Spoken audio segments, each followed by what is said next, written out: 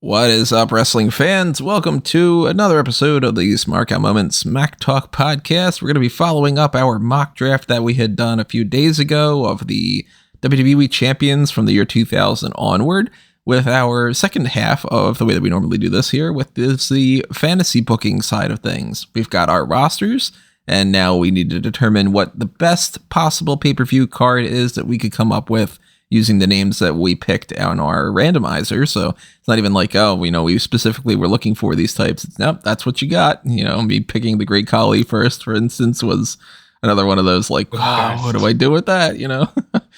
I'm your host, as always, Tony Mango. Joining me, as always, are Robert DeFelice. Hey, everyone. This is it. This is the part where you usually see us, or me, throw shit at the wall and see what sticks. And Callum Wiggins. Hello there. I'll be watching Rob's card with interest because he's got basically half the people that I would ever pick on it. So doing this, of course, is more difficult than some of the other ones that we've done in the past because, when we are strategic with our picks, we can go with like, all right, hey, I'm going to try to make sure that I get The Undertaker and build an Undertaker match around him. I'm going to try to get like a Brock Lesnar type. And,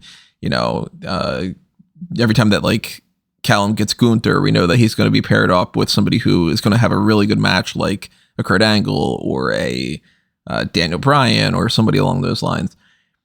This, we have a variety of people that not only would we not have normally picked just because that's who you randomly got, but it's also people that we just normally wouldn't pick anyway for a mock draft because they're people that won titles and they won like tag team titles like the Basham brothers or somebody like, say, even like a Kurt Hawkins, who like is not bad by any means, but the means to get down to him on a mock draft would probably be a lot into the 200s and the 300s kind of range for us to really start being like, all right, now I'm going to pull out Buddy Murphy, or now I'm going to pull out, necessarily anybody on these things. So we got good people, we got bad people, we got mid-carders. You're working with a lot of variables here, and I found this actually not too difficult, to be honest, but I did end up actually leaving some of the most amount of people that I've ever left off the card. I think I have like 14 people that I didn't use, and almost always I tend to use damn near everybody, if not everyone, but I ran into that problem on here. What do you guys would think like you had like your biggest issues with? Outside of like specifics with that you'll get into when you talk about your card. So first of all, I'm shocked that you didn't get everybody on the card because you always do. I broke tradition and put everyone on the card, and even if it meant having to just do some silly things I would never normally do. The biggest challenge was after a certain, like, I had my top matches and the rest of them, it was just like, oh man, I don't know what we're doing here. I just don't know. Like, it was very, very challenging to figure out where am I going to put Doug Basham and Domino and, Ezekiel Jackson, or, trying to decide, hey, do I want to give a singles match to a Dolph Ziggler or a singles match to a Kevin Owens, So I found this initially difficult because it's just names. There were just names in front of me, and I had no idea how do I connect these people? How do I, what matches are the top matches? I was fortunate enough to get quite a few people where I managed to keep a lot of tag teams together. So I had that benefit, but having the issue of not picking people that you would traditionally pick and trying to think of some way that you would actually use them that you would find interesting is difficult when you draw off like Deuce and Tony Nese and people like that you just like, I just wouldn't pick these people. So it took me a while. I actually ended up getting some of my opening matches with the lesser people, but the people that I was just trying to pair off or find connections with early before I actually got to the main event or the bigger matches, and then started pairing people off that I basically said, okay, you're the people that I really like, so I'm just going to put you to the side and see what I can do with the mess of the other people first. And I managed to get everyone on the card, well, a 2-night card. And the thing I'm actually most proud about is that I had to have a battle royal on my card. Ah. Damn, I wish I could say the same. I did a 2-night thing, so again, depends on how cheeky you want that to consider that being. But I have a lot of multi-person tags, should I say, so both with women and men as well. But I don't have a single battle royal, so I'm pretty happy with that side of it. I, of course, do have at least one because I always do. Yeah, we know what the battle royal is, yeah. Yes. And, I ran into somewhat of a similar situation where I grouped people off as my, like, main event type. And normally what I do is I usually I separate all the women and all the men, because that's just an easy way of being like, all right, now I know that, like, there's not going to be overlap, and I'm going to go, oh man, I completely forgot that this one woman's on the men's list and I didn't factor her in there or something. And then I usually try to take anybody who's like a guaranteed tag team and place them together. And then I start looking at all the other people and I go, all right, main event, mid card, and then question mark, what the hell do I do with these people? So I kind of had a similar approach. And when I made about like the first 4 or so matches, a lot of the rest started to just kind of fall into place. And then I ran into another problem though, when I got to, because I did another 2-night card too. That's pretty much what we do a lot of the time. We had a lot of people. And I did run into an issue where I was like, okay, there's still some people that I really actually do like, but there's nothing that stands out to me for them. And I played around with some ideas, and I actually almost ended up making like 4 or 5 extra matches that would have used everybody. But then the way that I looked at it, I was like, you know what? I don't think people really necessarily need to see Jillian Hall on the card in a match with Alicia Fox against Nikki Bella and Candice Michelle or something. Like, I think that would probably just be something that would be on television leading up to these 2 nights or whatever. So there are some good stuff here, some things that I'm a little bit wonky about. I'm sure that you guys feel the same about your cards, and we're going to break that down here the way that we normally do. So as we go along here and we tell you our cards, we want to know what you would have booked given the rosters that we have. So if you have any ideas where you're like, man, why didn't you use, I don't know, you're like, Tommy Dreamer would have been one of my main guys or something, or Jack Swagger could have had a great match with this person instead, or whatever it might be, then drop your thoughts in the comments below.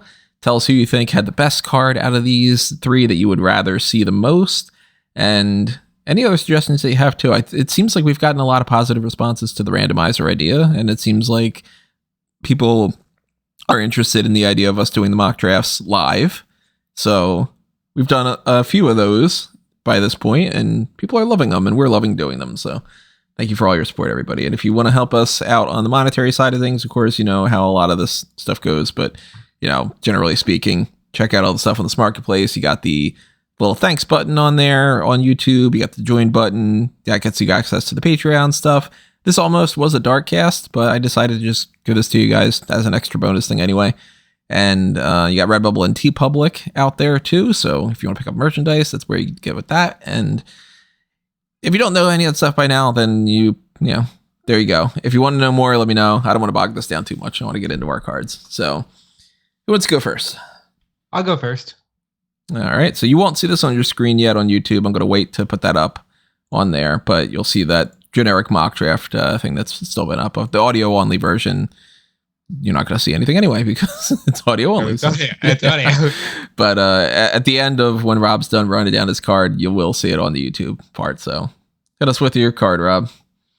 All right. So this is a 2-night WrestleMania format because it's trying to get everybody on the card. It's the biggest night of the year. And I kick off the first night with a Cruiserweight Championship 7-man ladder match.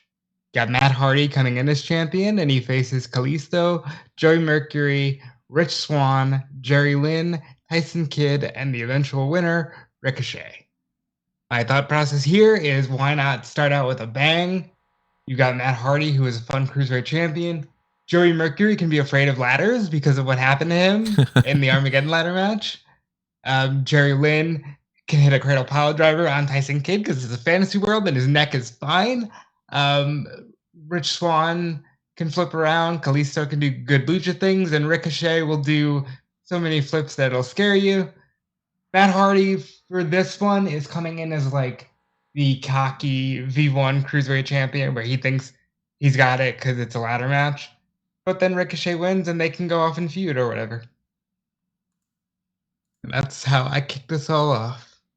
Makes sense. Throw a bunch of cruiserweight people in a ladder match. Yeah, I like it. It's a good use of some of the people that are more traditionally in tag teams.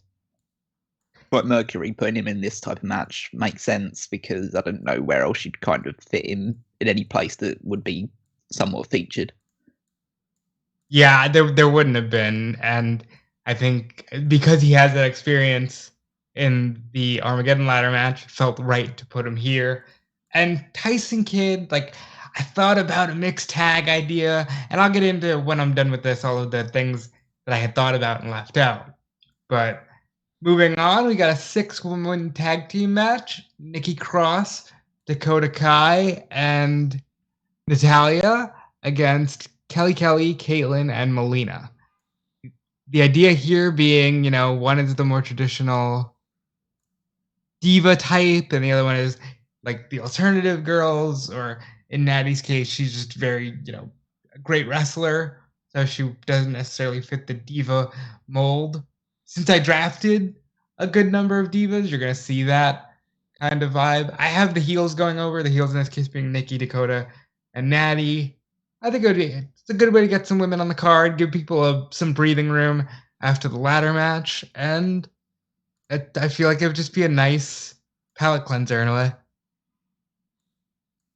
If you're going to go with a 6-woman tag, you got to do kind of at least in my mind, I would do something similar of like the divas versus the alt chicks kind of thing. It's an easy way of being like, oh, they seem like they would team together.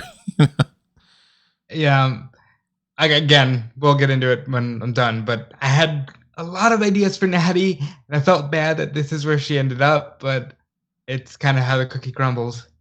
And That's kind of Natty's lot in life. Yeah.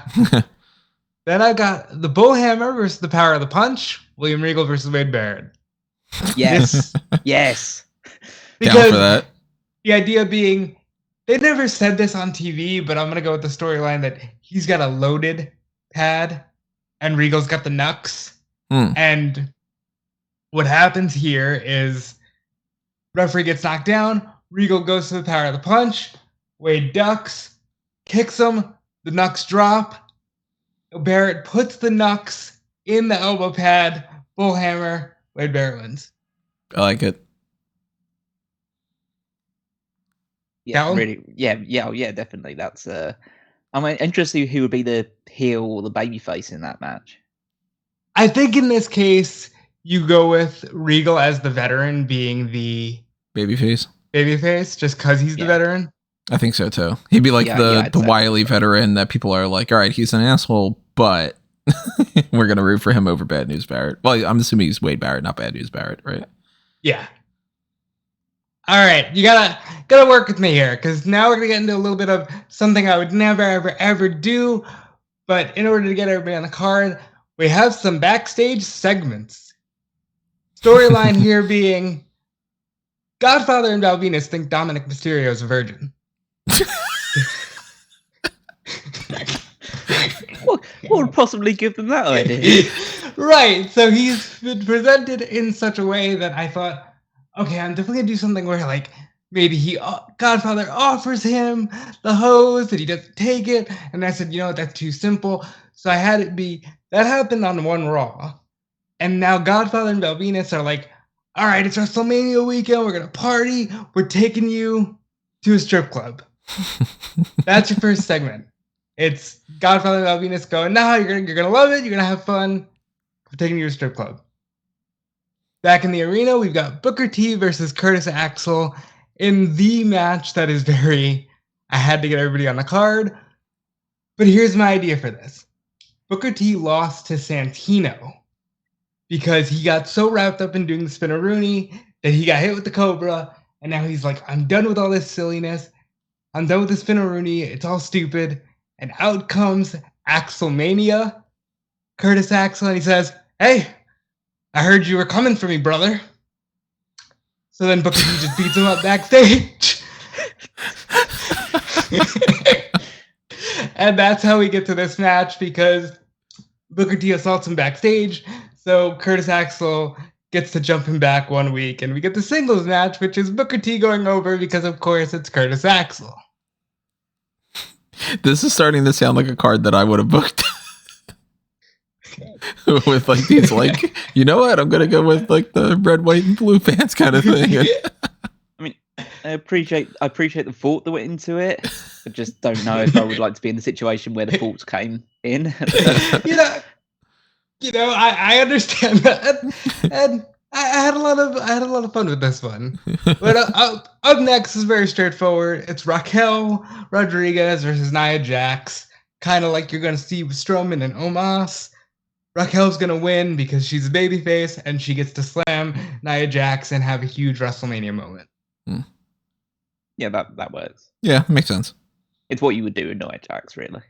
You're either gonna put her in some kind of like multi-woman thing, or you're gonna put her as like the big giant that somebody has to be. Yeah. All right. The tagline for this next match is "Who's next?" More like "Who's that?" The triple threat match. It's Gilbert, Ryback, and Haasberg, Charlie Haas.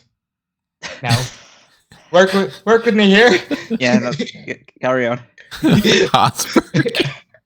Work with me here. I gotta explain this one for Tony because I'm sure he didn't see this. There was a time, and I believe it was like 2008, where Charlie Haas was doing. Oh no, I saw the impersonation gimmick thing. I thought it was great. Okay. Yeah, that's what we're going with here. Yeah, I thought that was like the best thing that he's ever done. Gilbert is going to get the win here because Ryback, who's incensed that he keeps getting called a Goldberg knockoff, so these other two are teasing him with it. He beats the crap out of them for the majority of this match, does the stacked up shell shocked, where he stomps around two guys, right? He hits the move and he's like, yeah, feed me more, yeah. But he doesn't realize that he stacked them up and Goldberg's on top of Haas. Gilbert's on top of Haas, and that's how he gets the 3 count. And then he realizes it, he gets incensed, but that's when, Haas mostly and Gilbert, they beat him up and they get to celebrate. So Gilbert wins, Ryback gets vanquished. This was either going to be just a singles match between Gilbert and Ryback because I thought it was funny. I added the Haasberg thing because the only other thing I could have thought of for Charlie Haas would have been to pair him in a tag team. And I thought that this would be a more spotlight use of Charlie Haas. I could only imagine maybe if I were in your position, I might have been like, all right, well, maybe I'll put Haas in one of those like battle royal types or something. And I think that this is a more fun way of doing it. Yeah, it is actually quite an intriguing match. And I kind of like I like the finish of the fact that Ryback is such a dumb fuck that he doesn't realise that he's unintentionally made one pin the other while he's celebrating. Exactly. Then he can go on Twitter afterward and ask people if he should retire. That was the intention. All right, so we've had 3 more matches. We go back to the segment with Dominic. The Godfather and Val Venus are having a good time. Dom's like, I got plans, guys. I gotta get out of here. He goes to head out. Chavo Guerrero stops him at the bar. And he says, Dom, let's tell the truth here. You've got Guerrero blood in you. I can't let you stay a virgin. Come sit down and have a drink. It's going to be a recurring thing throughout the night. You got to follow his. Exactly. But, and exactly as I imagine Jim Ross would do it here, they're having fun at the bar, but this next one is no laughing matter. It's Demon versus Demon. Demon Balor, Demon Kane. And Finn Balor would get the win in what I imagine will be a fun showcase for Balor. Kane works good with athletic types. And I just think like this is a match that should have happened. And we never get to see like Balor with Kane and The Undertaker and stuff like that. And that's what they're doing here. Demon versus Demon. Balor, the babyface, I'm assuming. Yep. Yeah, that works. I mean, it's not necessarily what I would do with Balor, because I mean, Kane's he's an interesting worker in the fact that he does have like good matches, but he doesn't really have a lot of great matches. So it would be interesting to see if Balor can elevate him to that level. That's what I'm imagining. And even though I'm saying it's Demon Kane, like it's 2012, I'm thinking probably more of a Prime Kane, like let's say 01-ish, since I can play around with the time here. And I think it would be a lot of fun. This next match is for the WWE Tag Team Championship. By the way, I went with the World and WWE separations for the titles because that just works for me. It's for the WWE Tag Team Championship. It's a triple threat match. Your champions going into it are Heath Slater and Rhino. They're facing the teams of Dolph Ziggler and Jack Swagger and Primo and Epico. And Primo and Epico win. This was literally, all right, I have Primo and Epico. I probably should throw them in a tag and not a battle royal. I have Heath Slater and Rhino, same deal. With Ziggler and Swagger, it was either going to be Dolph does this or Dolph is in one of the mid-card title matches. And I put him in with this one. And Primo and Epico get the win. I think, realistically, it would have been a fun, like, 10-minute sprint of a tag match. You know, Slater probably eating the pin because Slater and Primo and Epico get the win here. I always like them. I'm kind of surprised you didn't go with the Hollies as a tag team. Or maybe you did on the other night. I don't know. Oh, but, yeah, I would have thought that they would have had, like, I mean, Primo and Epico as a tag team. Yeah, what else are you going to do with them other than put them in a tag match? Slater and Rhino, I've never been a fan of their tag team, so I probably wouldn't go in that direction. But they are a team that's been lasting a hell of a lot longer than I would have assumed. I'll say this is a three-way. And the other ideas I had for this would have made it like either a four-way or turned it into a full-blown, hey, it's a tag team gauntlet type of situation. So that was just a fun way to get some more tag teams on the card and stuff. Next match is your Intercontinental Championship match where Pat Patterson, the first Intercontinental Champion, will award the title to the winner. That gets him on the card. It's a good way of doing it. It's a match that should have happened 10 years ago. Cody Rhodes is the champion defending against Goldust. And, of course, with the way that things have turned out for Cody, I had a lot of ideas for him. And then I looked at this and I said, you got to do it. I loved their match at Double or Nothing. It's one of my favorite AEW matches to this day. And I think modern Cody and maybe even a little bit of a modern Goldust, but with the youth and the ability to move a bit quicker, two of the best. I wouldn't say no.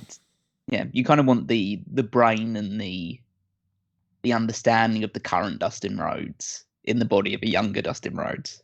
Yeah. What would you guys say is like prime Goldust for like the physical side? It's interesting because you probably, in terms of like just actual like physical athleticism, then it's the natural Dustin Rhodes in the early 90s in WCW. But as a star, it's like 96 Goldust. Yeah. But then, like, as far as match quality, it's like... It's now. It was like, the match against the Shield. Yeah, it's like 2014. Yeah, 2014, him wrestling Randy Orton in the main event of Raw and stuff like that. Like, that Goldust had everything. Yeah, he's a really oddball kind of guy he's the example of someone who ages like a fine wine. He's gotten better and better with age in many aspects of wrestling. Shout out to Goldust. I like that you went with Goldust too instead of Dustin Rhodes. Yeah, because I said, I picked him as Goldust, and I think if it was WrestleMania, realistically, he would have been Goldust.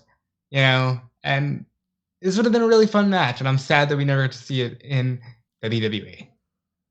There's still time on that, except on that episode, except on that Fastlane where they did do Stardust. I guess they did Stardust versus Goldust. So. I don't want to talk about that because that just wasn't good. You never know. I mean, with the way that his career is going, he might come back to WWE in 5 years, and it might be like, okay, well, they have the best match they could possibly have. Listen, if he can pull that off in 5 years, then he might lay a claim to the GOAT.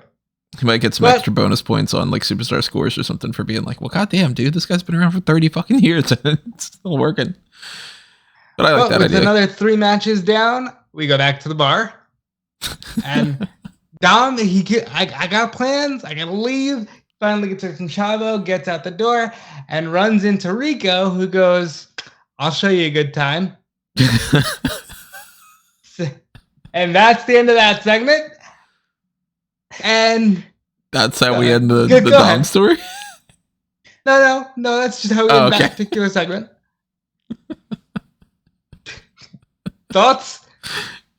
Definitely would like to hear JR and Jerry Lawler reacting to this. That Lawler's go, you know. By the way, as you can see, breaking from tradition, this is less me throwing shit at the wall, and I actually like sat down and thought about a lot of this. I do appreciate the fact that you seemingly put the most amount of effort into what Dominic's arc would be for this entire. And specifically, it's to get him away from the ring. It's to have Dominic on the card without having him in the ring. Anyone that I put in these segments, I just didn't want to have wrestle. I like that you've got the 3 main McMahons, and instead of being like, let me try to build something around like the McMahon family feud, you're like, who's Dom gonna fuck? All right, well, you know. Do you have Rhea on your team? I forget. No, I didn't. Dom's got her. I'm thinking that would be the end of the game here. Callum's got her. He's got all the beefy women. Oh, that's right, yeah. All right, but now we get serious because the next match is for the Divas Championship. It's Sasha Banks against Trish Stratus. Makes sense. Because I think. Look, first of all, I think Sasha would have owned being a diva. She came in at a time where the women's evolution and all that, which was great, but Sasha would have completely owned being a diva. And I think had Trish Stratus ever gotten a chance to hold the Divas title, the narrative around that belt, regardless of its design, could have completely changed. And I think that these two would have a banger match.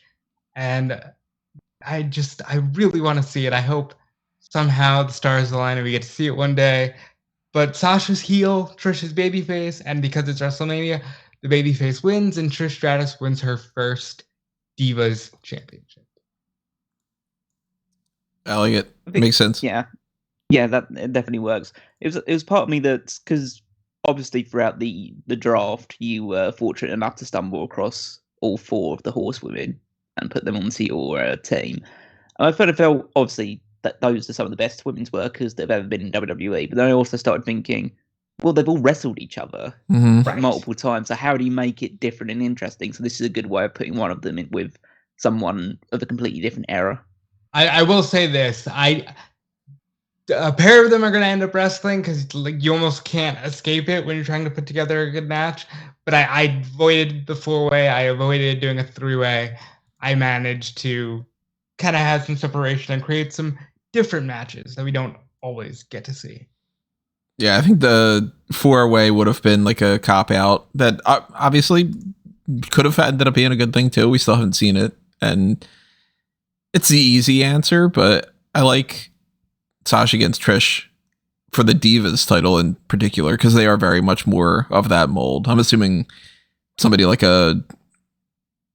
Charlotte or Becky or whatever is probably in your women's championship match, and if you're going to go with one of them being a Divas champion, Sasha definitely fits that better. And that was my thought as well. Now next we have a street fight. Dean Ambrose against Shane McMahon. The story behind this is very simple. Dean Ambrose is a scrappy kid from Ohio. Shane McMahon's, while he's the coolest rich guy and he's always, down for whatever, he's still a spoiled rich guy, and Ambrose isn't about that. It's Shane and Ambrose. There's going to be a lot of blood, a lot of weapons, a lot of violence. Shane's going to fall from, the stage. He's going to try to do the elbow drop. The match ends, in fact, with Ambrose hitting the Dirty Deeds off of the rampway through a set of tables, and Shane McMahon will be carted away and his face will be drenched in blood. Just a lot of injuries around the face. I gotta say, I don't think I would have probably paired those two up, but I like it. I don't think I would have thought about like Shane in a street fight or whatever, but it makes sense. He was better at that. Yeah, this is what you do with Shane. You can't put him in a catcher's can style match. So putting him with someone who is as well versed in hardcore wrestling as Ambrose makes a lot of sense. Probably could get the best out of Shane. Yeah, that's so as well. Now let's end the Dominic saga. After just a wild night, and there's Rico's there, and the Godfather's there with the hose, and Val Venus is there. Dominic finally goes, all right, enough of this. I told you I had to go. I had to go meet my girlfriend, but she agreed to come here anyway. He introduces Layla. Layla's his girlfriend, and they reveal that he's no virgin, and then they fuck up time, essentially.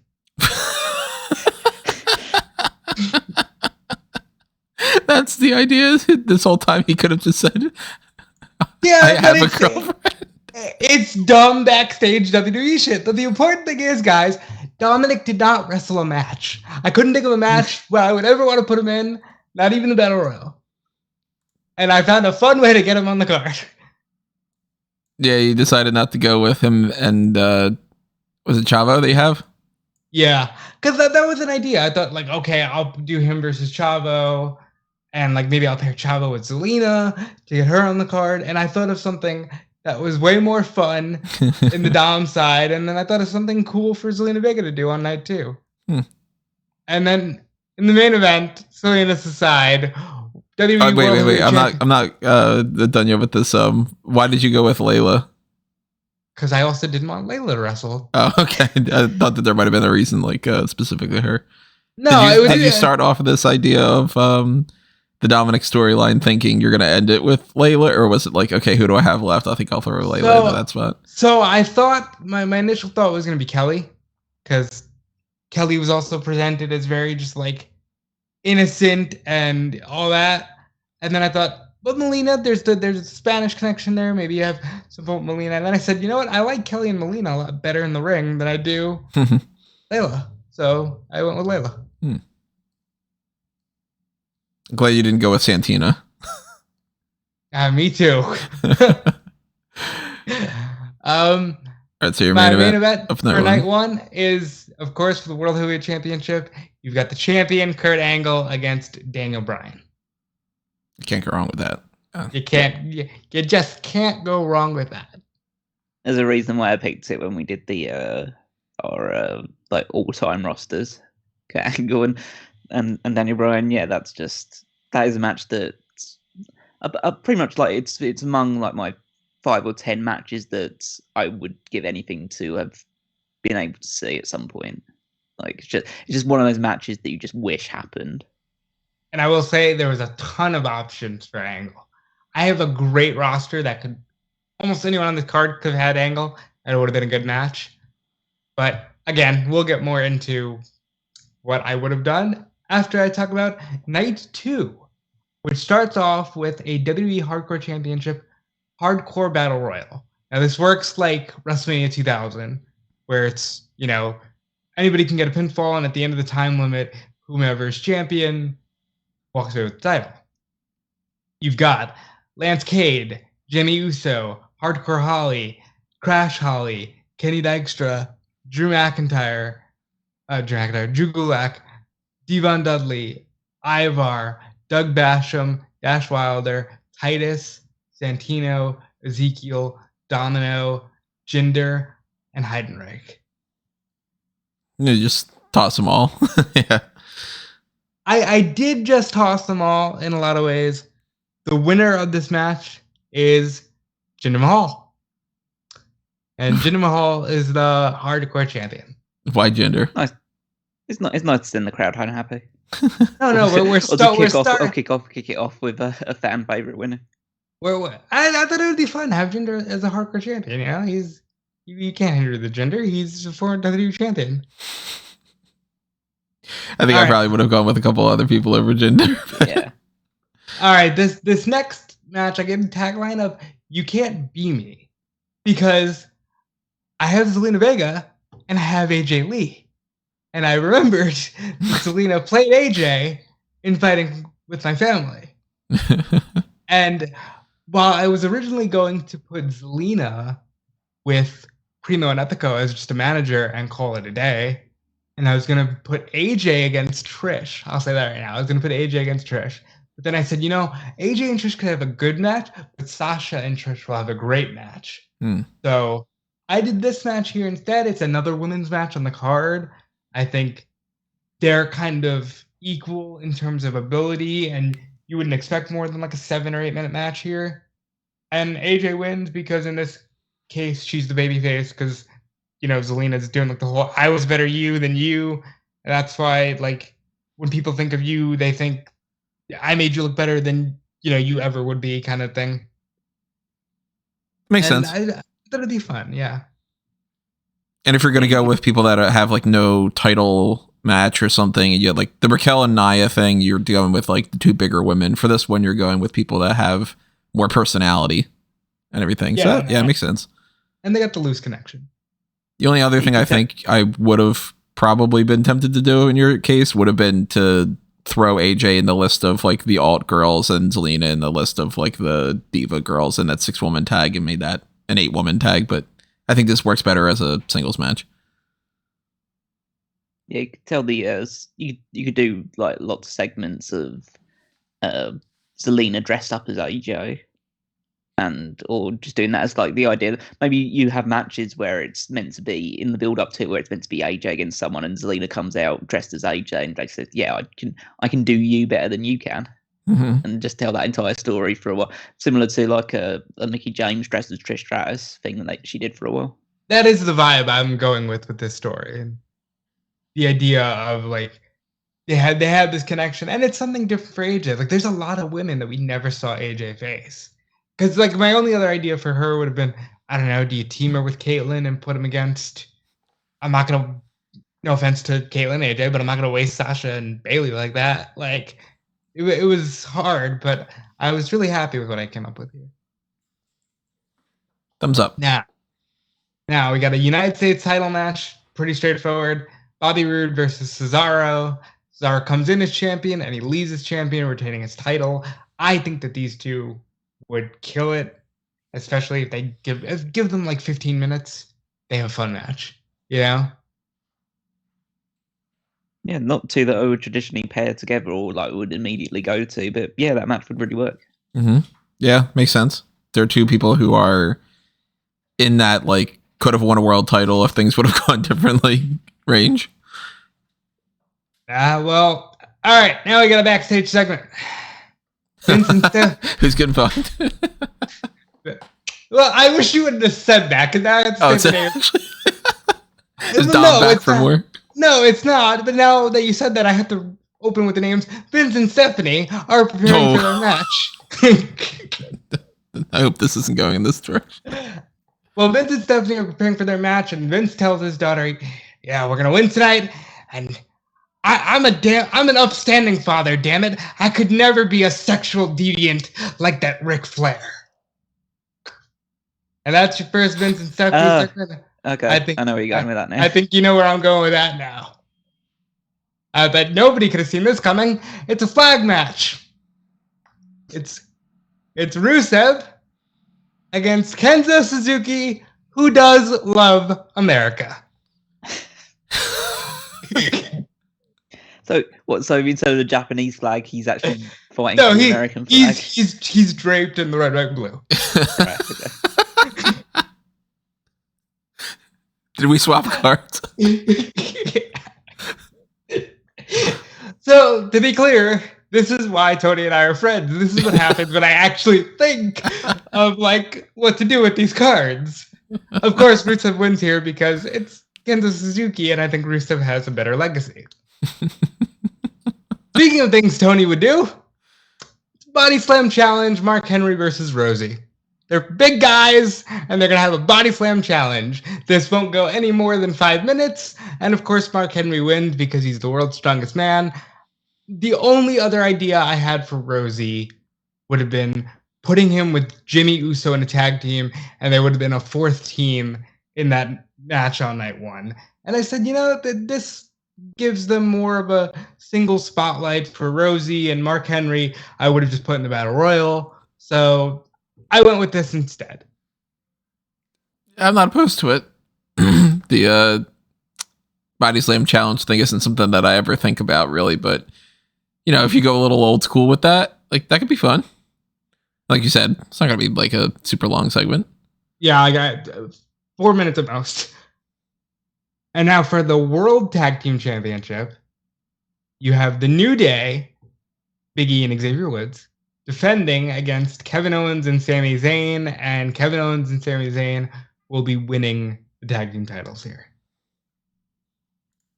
Yep, that works. Yep, I like it.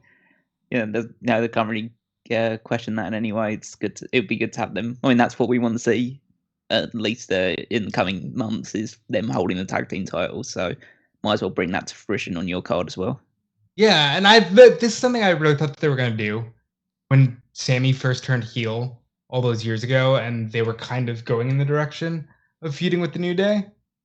But this would be a really fun, solid tag team match. Kind of the antithesis of the match on night one, where these are tag teams that you really want to see go at it.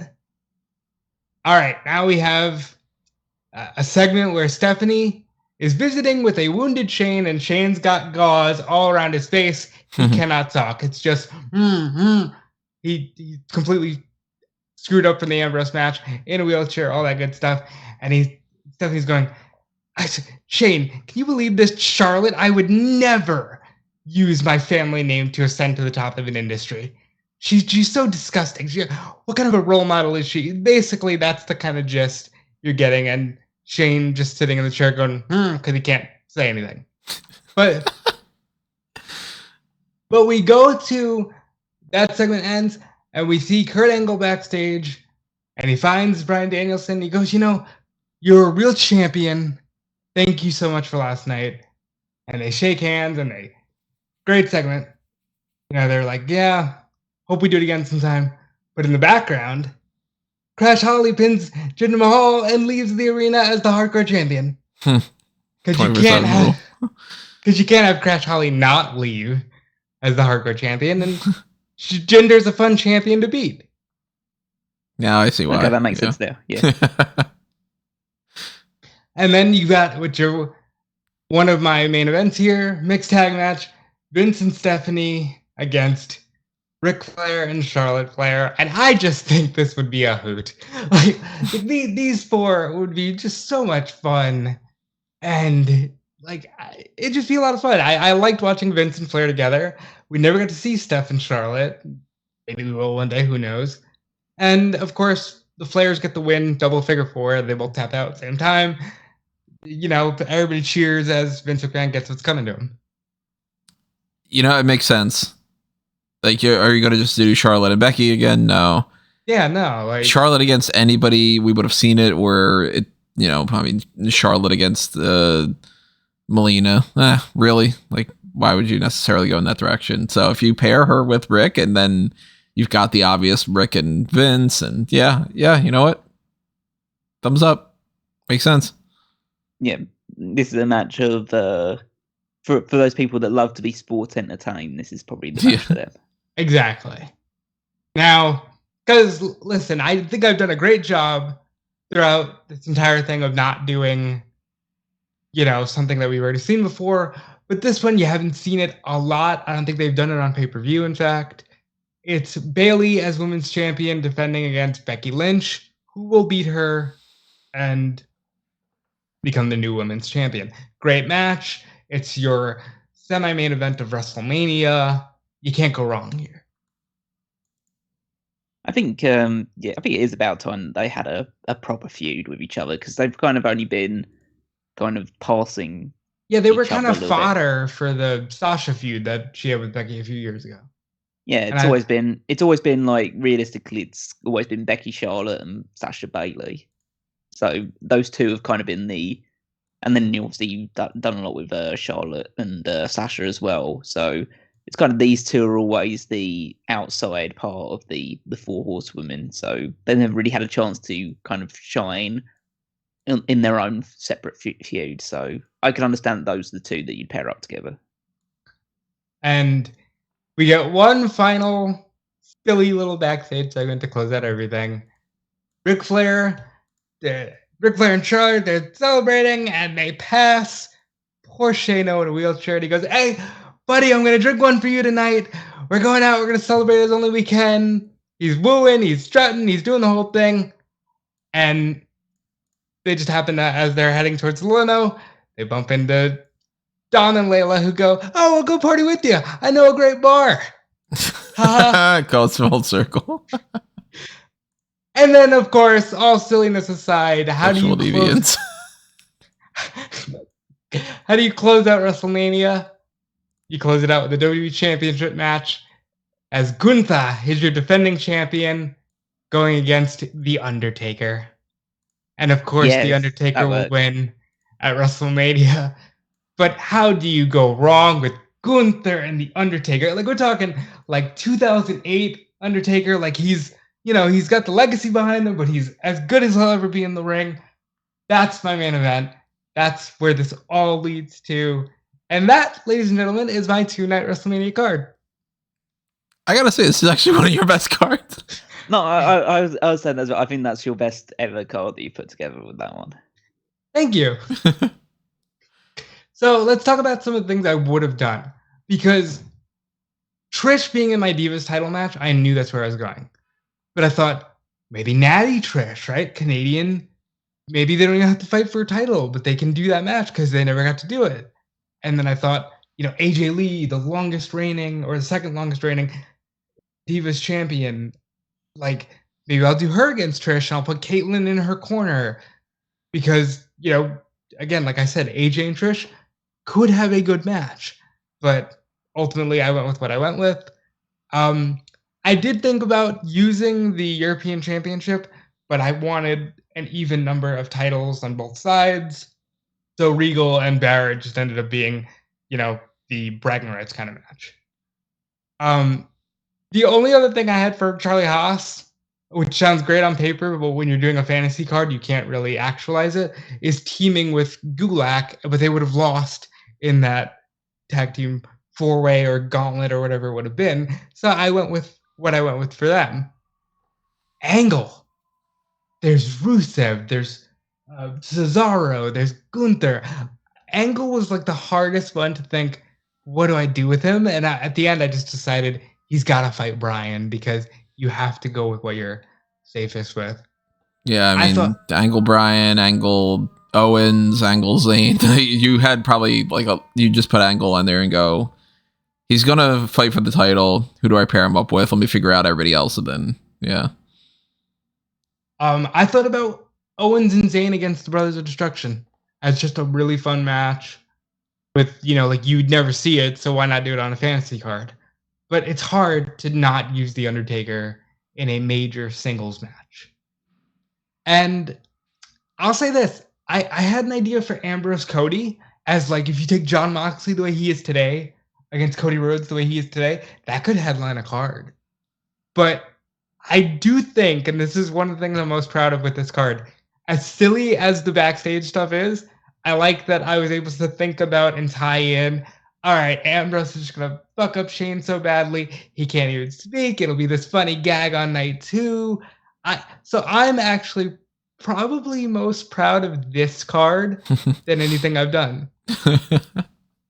So we figured out the way to get Rob to do the best thing is to give him completely random ass things and make him have to work with what he's got. Yeah. But that's been me. He can't premeditatedly pick people because then it's just that way. Then he just thinks that this will be easy. I've drafted all people that I really want, and they're just like, oh no, I don't know.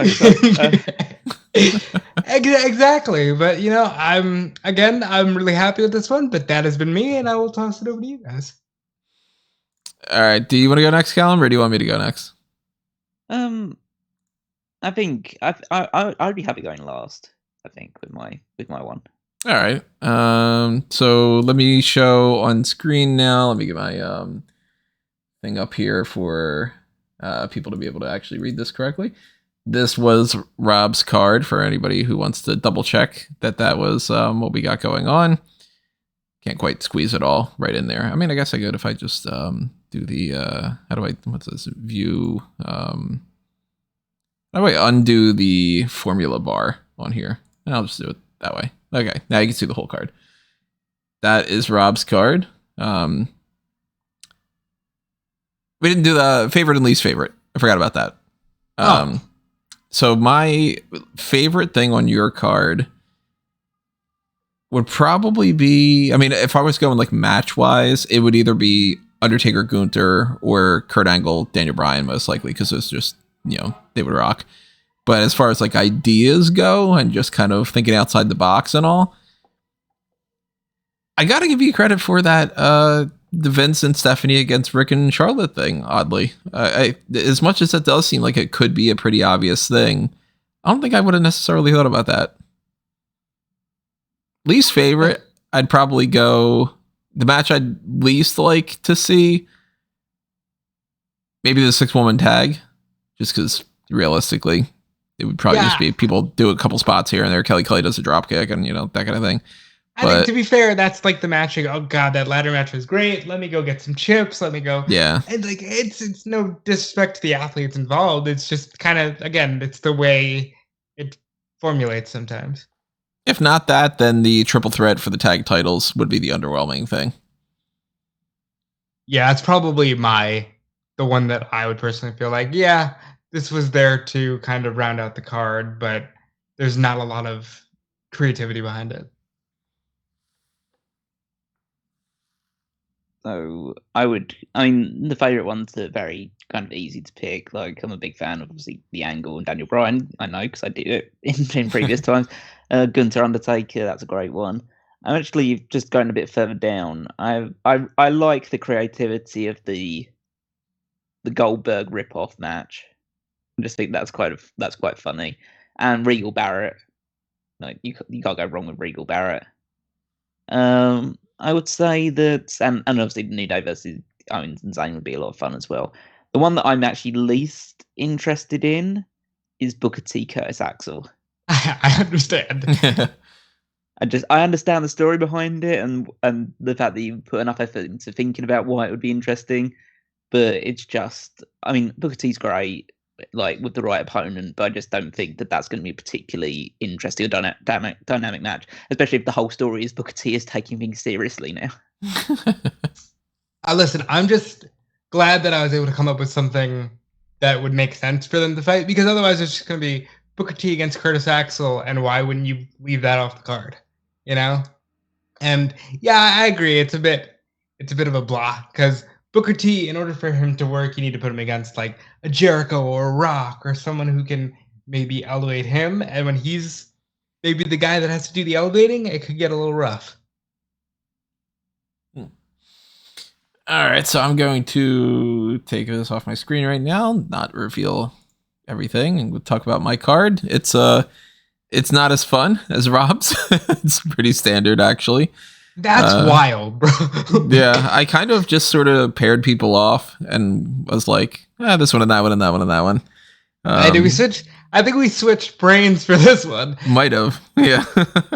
Because I didn't put a lot of time into it, to be honest. I think I might have only taken about like a half an hour, and this one was done. So I do another 2-night thing.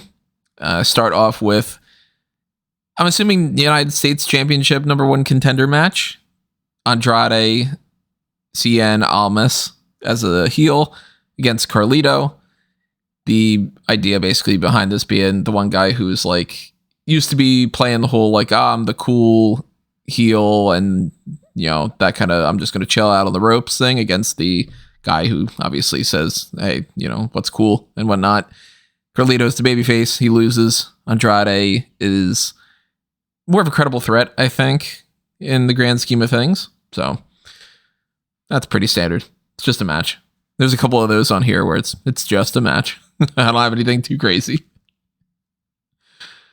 The United States Championship itself is the next match. I didn't really plan out doing one and then the other, but that's how it worked out. Chad Gable as the heel champion against Dean Malenko. I think that one actually could be a really good match. Yeah. Well, yeah, like that's a match I want to watch. And Dean Malenko wins the title, so you got Dean Malenko against Andrade coming up on a future pay-per-view. I think that could work out too. Yeah, as well. That's put good workers against good workers, and it's all good. Yeah, good things are good. We got the tag team championship match. I don't know what I would call this team for sure. I would write down just Bulldogs question mark because I was like, I don't really know what to do here. But I noticed that I had Scott Dawson, and I was like, man, I don't have Dash Wilder. And if I'm just going to put him in somewhere, then he's probably going to get lost in the shuffle. But I thought, hey, if he's like a tag team guy and, maybe he can work with another tag team guy or whatever. And eventually I noticed that I have David Hart Smith on here. And the more that I thought about it, I was like, I actually think that could be a good tag team. David Hart Smith again and Scott Dawson. So, he's got an appreciation for the Hart family. That's something that's good too. Maybe that's their connection. And they are up against a different version of the Brawling Brutes, Sheamus and Finlay, who are the heels. And probably they are the champions. They probably lose the titles to Smith and Dawson. I like it. I think that's very a brawly match. I think there's gonna be a lot of clubbing blows to the back of the head and stuff like that going on in that. But yeah, those are all great workers. I think they'll be able to put together something really good. You got kind of Sheamus as the big guy on the one team. D.H. Smith is the big guy on that team. Dawson and Finlay, of course, are tough dudes. So they're going to do the whole slap and meat thing, essentially. Cruiserweight Championship Fatal 4-Way match. This one, I actually have two people that could potentially go in one of the spots. It's whoever you think would work better. One of them being Buddy Murphy and the other one being S.A. Rios. I was like, yeah, if you're an S.A. Rios fan, put him in there. I like Buddy Murphy better, but whatever, Buddy Murphy's a guy that was a Cruiserweight champion, so that is a thing, but sometimes I forget that, and he seems like he should be elsewhere on the card, so, whatever it is. It's either Buddy Murphy or S.A. Rios is one of the heels. Another one of the heels is Billy Kidman. I think that he kind of has that, like, slimy sort of vibe thing that I would kind of go with that version of him more so than the more babyface ones. And the two baby faces that are in this 4-way are Montez Ford. Maybe the guy gets height. And our champion who retains Rey Mysterio. So you got Ford, Mysterio, Kidman, and either Murphy or Rios. Kind of like the standard bunch of flippy people match. Yeah, it's interesting. I would never really put Ford as a cruiserweight, but I guess depending on the way that you want to phrase it, he definitely could probably fit the mold. Mm-hmm. And I had nowhere else to put him on the card that made any sense to me. I thought about maybe doing some kind of a mixed tag, and I couldn't think of anybody that really pair him off with. And like I said, I'm missing about 14 people, but they're all people like Bo Dallas and Danny Basham and Darren Young, so nobody really to build anything around. At least not that I could think of. Maybe if I thought some more about it, I'd be able to think of more. But I mean, it's not like we're in an era where you can't just do a Fatal 5-Way. I don't see why. Because if you're determined to keep it to 4, I would just move Ford out of it because the other 4 have been Cruiserweight or Light Heavyweight champions. But S.A. Rios could still be in the match as like a 5-Way. Yeah, you could. You could throw probably one or two of the other people in there too. I don't remember who is the thinnest and whatever, but maybe Kid Cash might fit underneath the weight limit or something. But I just figured I'd limit it to. Kid Cash was a Cruiserweight champion in WWE. Yeah, well, then there you go. Yeah, so you can make it a fucking 6-pack challenge. You could do a variety of that, but I wasn't going to throw Chris Benoit in there, anything like that. I wasn't going to put Chris Benoit on this card at all for the most part. I didn't really think of anything for him. I did think, though, that this could be fun. This is a brawl between two different families. You got the Wyatt family, Bray Wyatt, Eric Rowan, and Luke Harper. And you got the Anoa'i family, Jey Uso, Rikishi, and Umaga. Yes. Yeah. That works. Yeah, so far, this is my favorite thing you've done. Of course. Because this one's one of the first ones where I was like, oh, I actually like that. The Anoa'i family are the baby faces. They come out with the win here. Jey Uso is the leader of the group. Main event Jay. Why not? Big match, Joe. That works. The women's tag team championship match that I have is the Dancy Glow team of Carmella and Naomi against the Iconics, who are the heels and retain the titles. Not going to be the best match on the card in the world, but you really couldn't write Fabulous Glow. How did I not write that? You just wrote I Glow. wrote Glow and then I forgot about it. Fabulous Glow. There you go. I didn't realize that I missed the best of that. It's a match.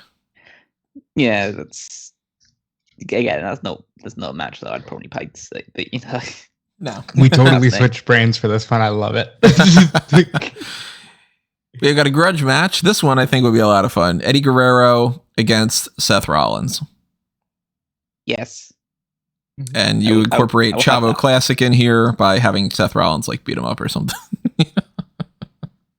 He's in the feud leading up to that. But Eddie is the babyface. Seth Rollins is, of course, is this, pain in the ass visionary heel and all that good stuff. And he's an asshole. And Eddie's an asshole, but in a good way that you can cheer him. I think this would be one of the best matches that is on these two nights. And Eddie Guerrero comes out with the win. Yeah, you can't go wrong with putting those two against each other. They're two of the best belt-to-belt workers in WWE's history. So I think it'll be one of the matches that you would want to definitely see at some point if it could have ever been a possibility. How long did it take you to come up with this one? This was a right away, I assume. This was one of the early ones, but I actually kept bouncing a couple people around. I had both of these in my main event range. So I kind of started to pair off some people. At one point I had Bret Hart versus Seth Rollins. I had Bret Hart versus Eddie Guerrero. I had Eddie Guerrero versus The Rock. I had Seth Rollins in a match with RVD. A lot of people could have gone in a lot of different ways, but my initial pairing, I had them next to each other and they kind of worked their way back to being in the same spot again. I like it. Women's championship match number 1. I don't name my women's titles. I just didn't. So whatever belt it is, I don't know. Asuka against Io Sky. Can't go wrong. It's simple. Yes, please. That will do. I wish they could have. I know they've had matches. Obviously, they've had constant matches on Raw because of the endless feud between Damage Control and the whatever you call the posse of Bianca Belair, Alexa Bliss, and Asuka, the baby faces. And then, but I'd like to see them just get 15-20 minutes on Raw. Just just go and do it. And I want to see in the card for a title. Yeah, the top half of your card here it's sounding real nice. Yeah, there's some better things here and there, and then there's some worse things, per normal. The Universal Championship match to headline night 1 is heel champion Brock Lesnar against babyface challenger Batista. Yeah. I think Batista Brock is a match that we never got to see, so that's important. I think the biggest takeaway from the WrestleMania in 2014 was that we didn't get Brock and Batista like we were supposed to. And that would have been real fun. And I think I'd go with Brock as the heel retaining the title over here. It's night 1. You can end with the big guy winning. That's fine, I guess. I hate when champions retain for some reason at Mania. Most of the time I do too. Yeah. I did. I would have put Batista over just because it's Mania, but I get it because it's Brock.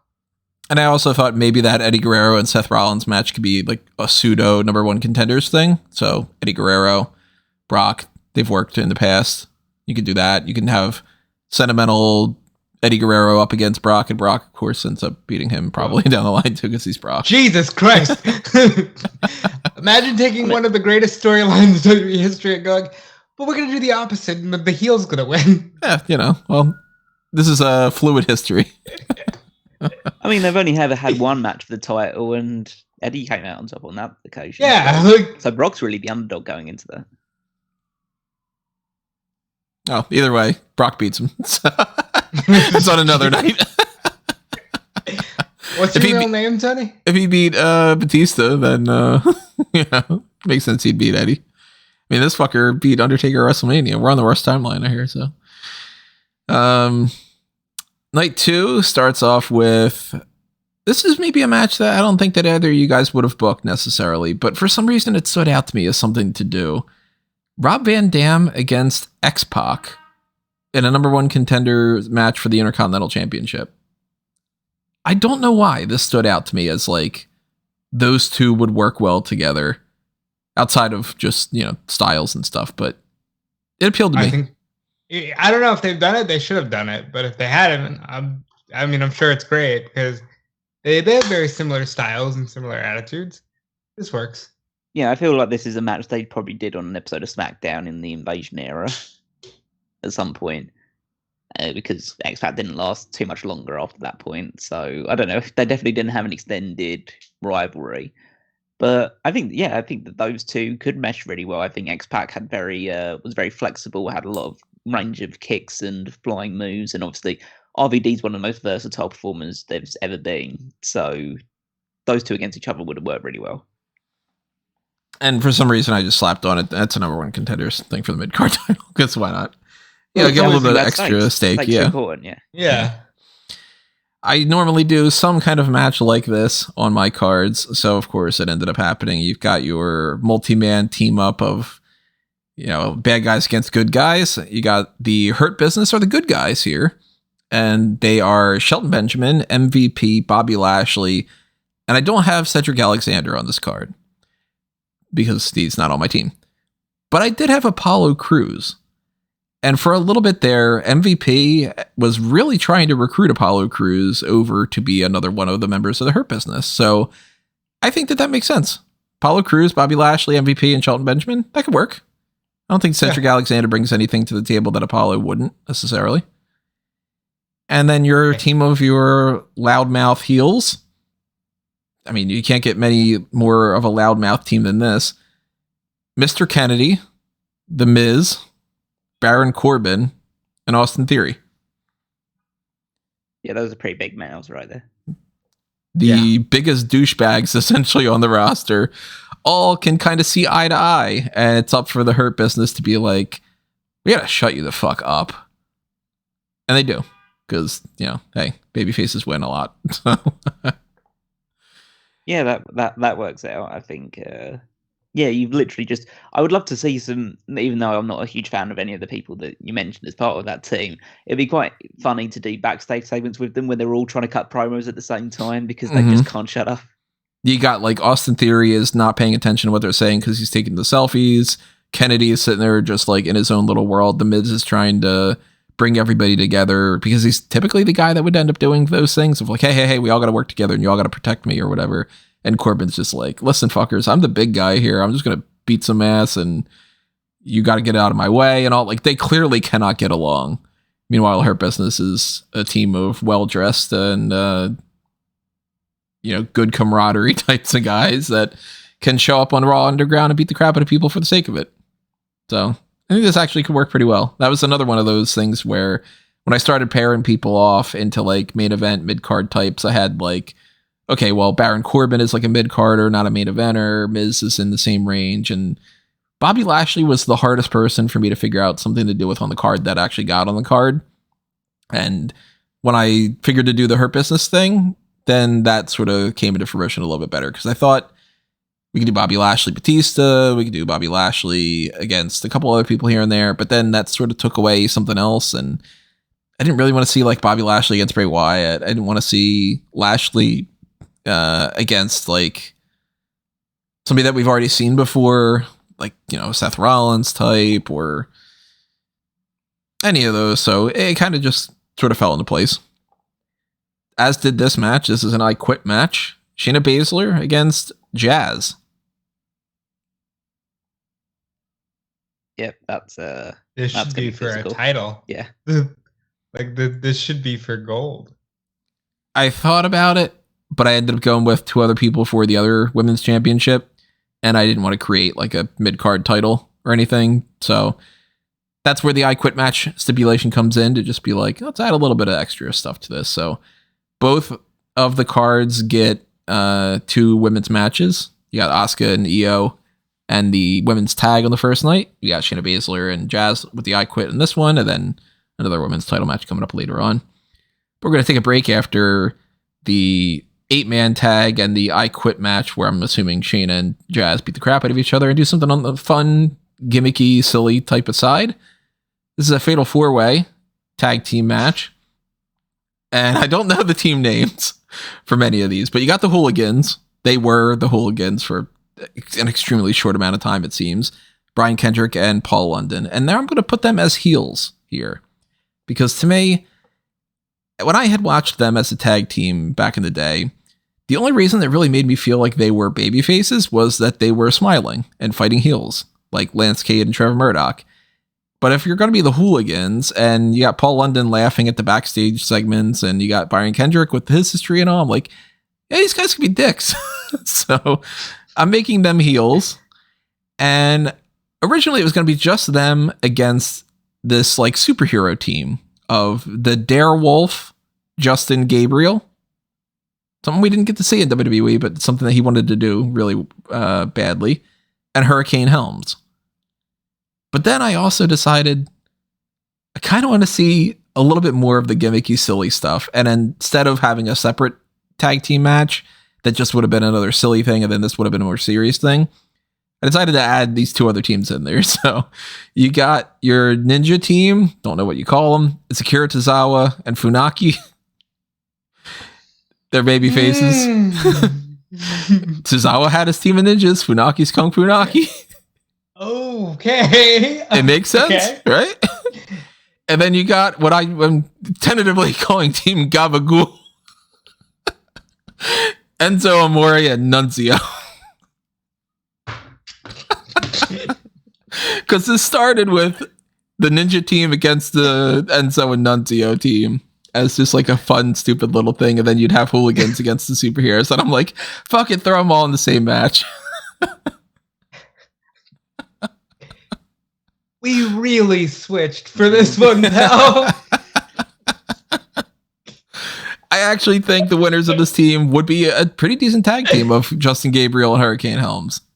That superhero team. And I'd like to see what they would do with Darewolf, like what kind of costume you'd give them. This is very 2006 tag team division right here, I think. It's even got London and Kendrick in it, but then the rest of it is essentially your replacements for Deuce and Domino and the Highlanders and the Dicks. Or the Heartthrobs. Yeah. Yeah, you know, it's what it is. I wasn't going to waste somebody who's a bigger, more important person, like in the next match that we've got Kofi Kingston. I was going to put him in a tag team title match or something and have nobody to pair him off with. So instead, Kofi Kingston is the Intercontinental Champion. Kofi's great as a singles competitor. He's done that many times in the past. I think he's probably like a 4-time Intercontinental Champion or whatever. And he is losing to the heel in here of Neville, who is much more bastard pack than he is Adrian Neville. I mean, I want to see this match. Kofi and Neville would be a hell of a match. Yeah. I think Intercontinental title works for them. Absolutely.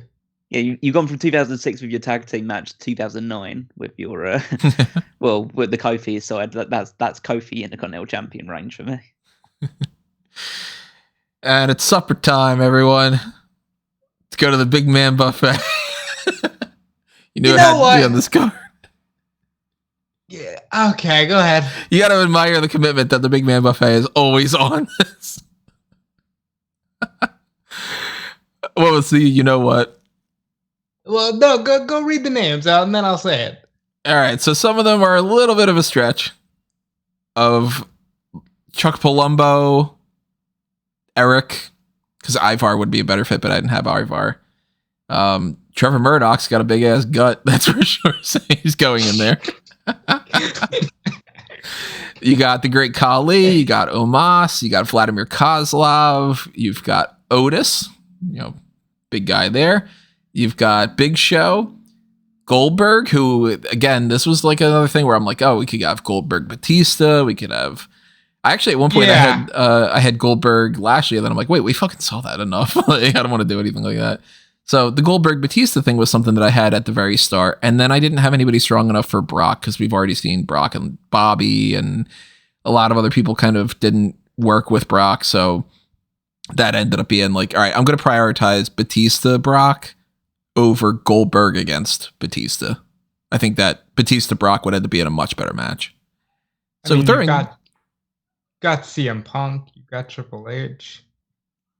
But we've seen them against. We've seen Triple H, Goldberg. At the very least, though, you could have done the ultimate grudge match of all time: Bret Hart versus Goldberg. Bret Hart hates Goldberg. I don't want to subject Bret Hart to that. I thought the greatest grudge match of all time was Goldberg versus the Locker Door. Well, Goldberg lost that one. But also in this big man buffet is Hornswoggle. Yeah, that tracks. I think this is your weakest buffet. I'll say that, and I'm like really pissed that Goldberg is wasted in the buffet. He's the winner. Oh, but he what does he win? He wins nothing. He wins Hornswoggle gets to eat it. Okay, sure. And I was like, maybe I'll do something with Finlay and Hornswoggle. And then I thought Finlay and Sheamus, and I'm like, no, I like that way more better than to do like Goldberg a silly. and Sheamus, we never saw it. Goldberg and Sheamus was another thing I was thinking, that they could beat the crap out of each other, but then I couldn't think of a good enough tag team match. And I really started to like the Finlay and Sheamus Brawling Brutes thing. And Goldberg's it's Goldberg. He's going to win. He can't do a really complicated match. So put him in the big man buffet. It's a battle royal. He doesn't have to do shit. You don't have to worry about him getting concussed and whatnot. I don't know. He's in there with Omos. Even that too. You get Goldberg and Omos and Khali and Big Show all standing in the ring, and people are like, "Oh man, big guys." Yeah. There's a whole lot of beef in the ring. That's the whole purpose of the big man buffet. Yeah. Hey, look at those guys. They're big. Wow. Yeah.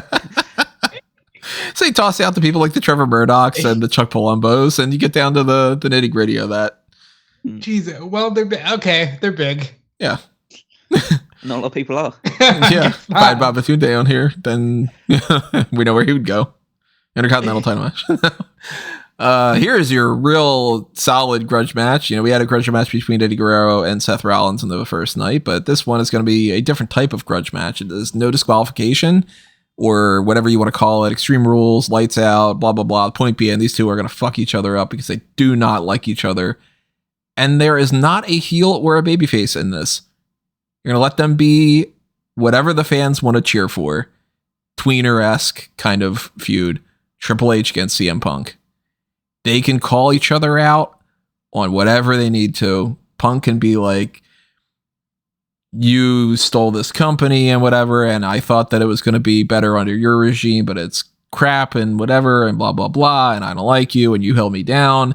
And Triple H could be like, listen, fucker, you just got yourself taken out of AEW because of your attitude. I don't like you. I never liked you, and all this, and there's going to be people that are going to be pro Punk, and there's people that are going to be pro Triple H. And I think since this is WWE, Triple H wins. I mean, that's basically the rule between these two throughout the entire season. Fantasy booking. You can't even let CM Punk win the fake match? Come on. No. He wants to come crawling back through the door in WWE. He's going to lose. But, if we're going with 2022, but everybody's healed up and all that, Punk would be the type that he'd do a heart punch in this match, and it would be like, oh, you ass. And Triple H would do things that would be like, oh, you ass. So it's like you're both going to be jerks. I like it because you can't go wrong with it. I think that it's a match we've seen before, but in very different circumstances. So I can see the reasoning behind doing it again. And the more that I looked at a lot of this card's potential, the more I was like, you know what? Triple H against who? Because we've seen Triple H against Seth and Brock and Batista and The Rock and everybody pretty much on that. So I needed somebody for Triple H to go up against that wouldn't just be a repeat with nothing to it. And this was the one that I was thinking, more than anything else, there's more substance there that people can tap into.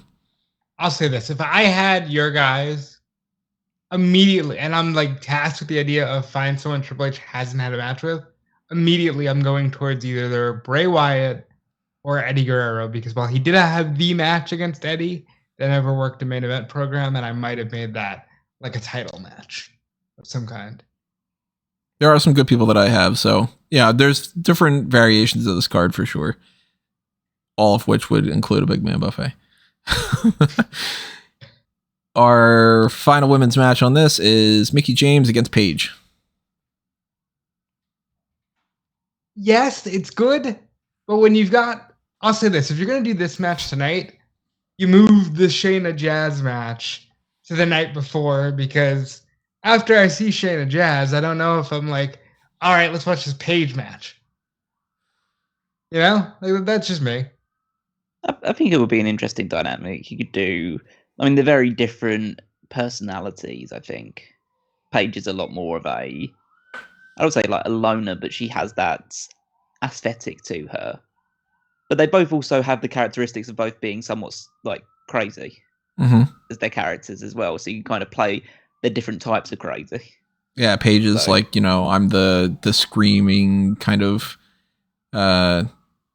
you've seen what I've gotten arrested for and such. And Mickie James is like, listen, honey, I was doing crazy stuff in WWE when you were still sucking on a bottle. You know, like, I think this could work. And I didn't have the strongest list of women to work with. So when I started to pair them off, I was like, okay, Asuka, Io, Mickie, Paige, they're pretty much my 4 best. And I wasn't going to put, like, say, Candice Michelle in one of the title matches or whatever. I know that Rob is disappointed that Nikki Bella is not in there because Rob is much more of The fact that you're Bella. not using Nikki Bella is a surprise. But what would you have done with her, you know? Looking at your roster, I'd probably say, you know, Mickie James versus Nikki Bella. That's a match that I don't think was ever seen before. And I think that, or at least not in the era where Nikki Bella could actually compete to a certain level. I think that would have been a good match. I don't think Paige and Nikki Bella had the opportunity to do anything really special in their time because they were both at the, you know, doorstep of the Evolution thing. And mostly just like, I'm disappointed that I didn't get her because I would have put Nikki as the longest reigning Divas champion against a Trish Stratus. You know, I could have think of something to do for Nikki because she is a huge star in that division. And I'm just a little surprised she's off the card.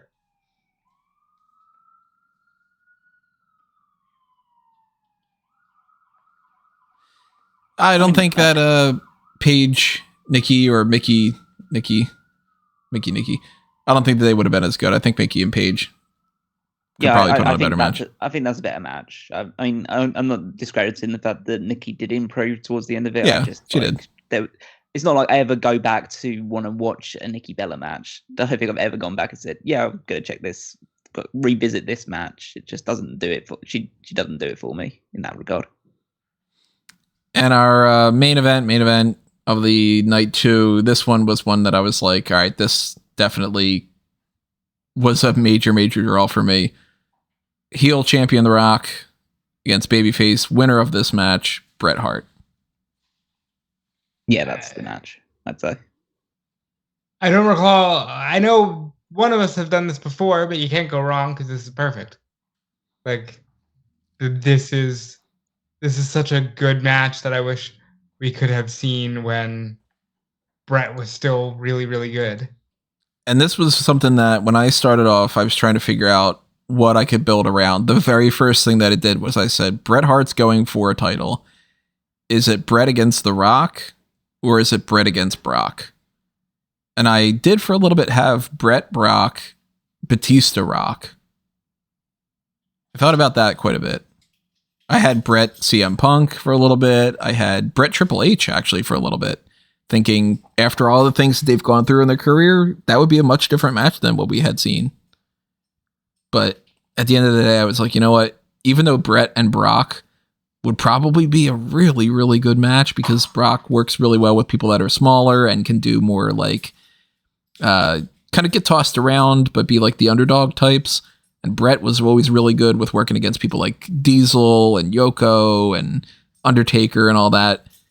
There was something about Bret and Rock, and then Batista and Brock as like the two big dudes against each other. That kind of made me gravitate towards that. But if you swap them and you go Brett against Brock and Batista and The Rock, I think it's just as good, kind of. Yeah, I think the fact that Rock could play off the fact that Brett is not someone who's seen as traditionally to be very charismatic, and try and play off that side of things as him being the more brash talker out of the two of them, and Brett just want to get into the ring and wrestle and just let do his talking in the ring. I think that dynamic could work well between the two of them. Obviously, the whole match could revolve around the fact that Rock doesn't do the sharpshooter properly. Oh, as well. I thought it's another part of it. Great. Yeah, the sharpshooter things. The Rock, of course, being the heel champion, would put the sharpshooter on Brett, and then it's like he's not going to tap out to that. But yeah, I think it would. Yeah, I mean, I think that it would be a great match because Brett always has great matches with pretty much anybody, and I think The Rock would certainly live up to that. I just find it quite interesting the fact that the whole thing of a bunch of champions from the 2000s onwards is being main evented by the one guy that they decided to just randomly give the United States title to for 1 week when he couldn't wrestle anymore. That is true. Yeah. I mean, obviously we're not talking Bret Hart from that title reign. No, of course not. But it's just that it's funny that one decision they decided to make this one little just like kind of quote unquote joke title reign is the reason that you got a main event for this show. Like yeah. Because if Brett's not on here and you just take him out of my list, suddenly Batista, Brock, and Rock are the three major guys that I'm working with without that Brett element. And then I'm going, all right, between those two, I'm not going to see The Rock in a non-title match. And I'm not going to see Brock against The Rock again because I'm not interested in just seeing a repeat of that. So I probably would have ended up going with The Rock against Batista, and then Brock Lesnar against maybe somebody like a CM Punk or something. Maybe that's a rematch. Maybe, I don't know. I would have done with something with him, and I don't know. That would have been kind of tough. I would have been stuck on that probably because I wouldn't have wanted to see, of course, Brock and Goldberg or, whatever. Maybe it would have ended up being Brock and Rock still, and then Batista Goldberg or something. It's kind of tough. I don't know. But Brett was definitely the guy that I hinged this around. I'm like, I would see Brett against Punk, Triple H, Rock, Brock, Batista, like Brett against anybody. I never get a chance to book Brett for the most part because usually he ends up going before I get a chance to get picking him around. So I was just like, all right, Brett against, I want to see all these matches. Fuck. Because even if you go with like Brett against Neville, I would love to see that match. Brett against Ray, that would be great. Brett against Andrade, he'd have a great match with, There's like no shortage of people that Brett wouldn't work well against. A prime Brett against The Miz would be great. Bobby Lashley, I mean, it goes on and on and on. But I'm going with Bret Hart winning the title over The Rock at the end. Great call.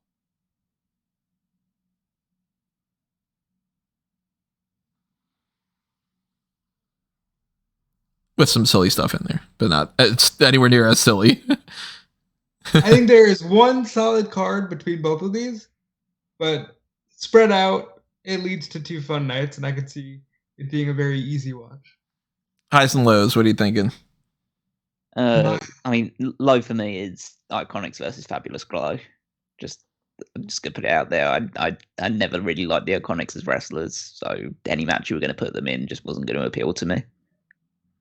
There's a lot of good ones there. I like Shayna Baszler and Jazz. I think that'd be a lot of fun. I think that the Triple H CM Punk match under the current context could be fun. Obviously, Bret and Rock could be great. Batista versus Brock would be great. I guess realistically, I'd want to see Asuka versus Io Sky. And Eddie Guerrero, Seth Rollins are kind of like, yeah, they're right up there for me. Yeah, similarly, I think Bret versus The Rock is fantastic. I think Triple H Punk is always going to be a hit. I would say my favorite is going to be Eddie and Seth for the men and Jazz and Shayna for the women. Lowest, I already told you, I'm not a fan of this Big Man Buffet, and it felt like it felt very shoehorned. They always do, but this one in particular was just like, all right, I gotta get a buffet on there. And I also think that you could have added a bit more pop to the Rey Mysterio stuff because Rey is great and he could have easily been at the top end of this card. Also, I probably would have went with Bret versus Punk. Now that I think about it, with how much he's just expressed love for Bret Hart in the recent years. Theoretically, if you go Bret Punk, is that your championship match or is that like a feud that's outside of that? Probably my championship match. Who would you have gone with, The Rock? Rock. Brock? And then what, Batista Goldberg? Probably Batista Goldberg, because both of those matches are instances where, okay, we saw Brock Rock, but we saw it once, and we never saw it at the level they are now. Batista Goldberg, we saw it a couple times when he was like just getting started, but to see it now would probably mean so much more. And then you'd probably go Triple H, Eddie, you said? For Triple H, or are you thinking Eddie, but also like Bray Wyatt, because I don't think we've ever seen them remotely interact. So I would like to see how that goes. But I also like the fact that you have the Wyatts against the Bloodline. So I don't know.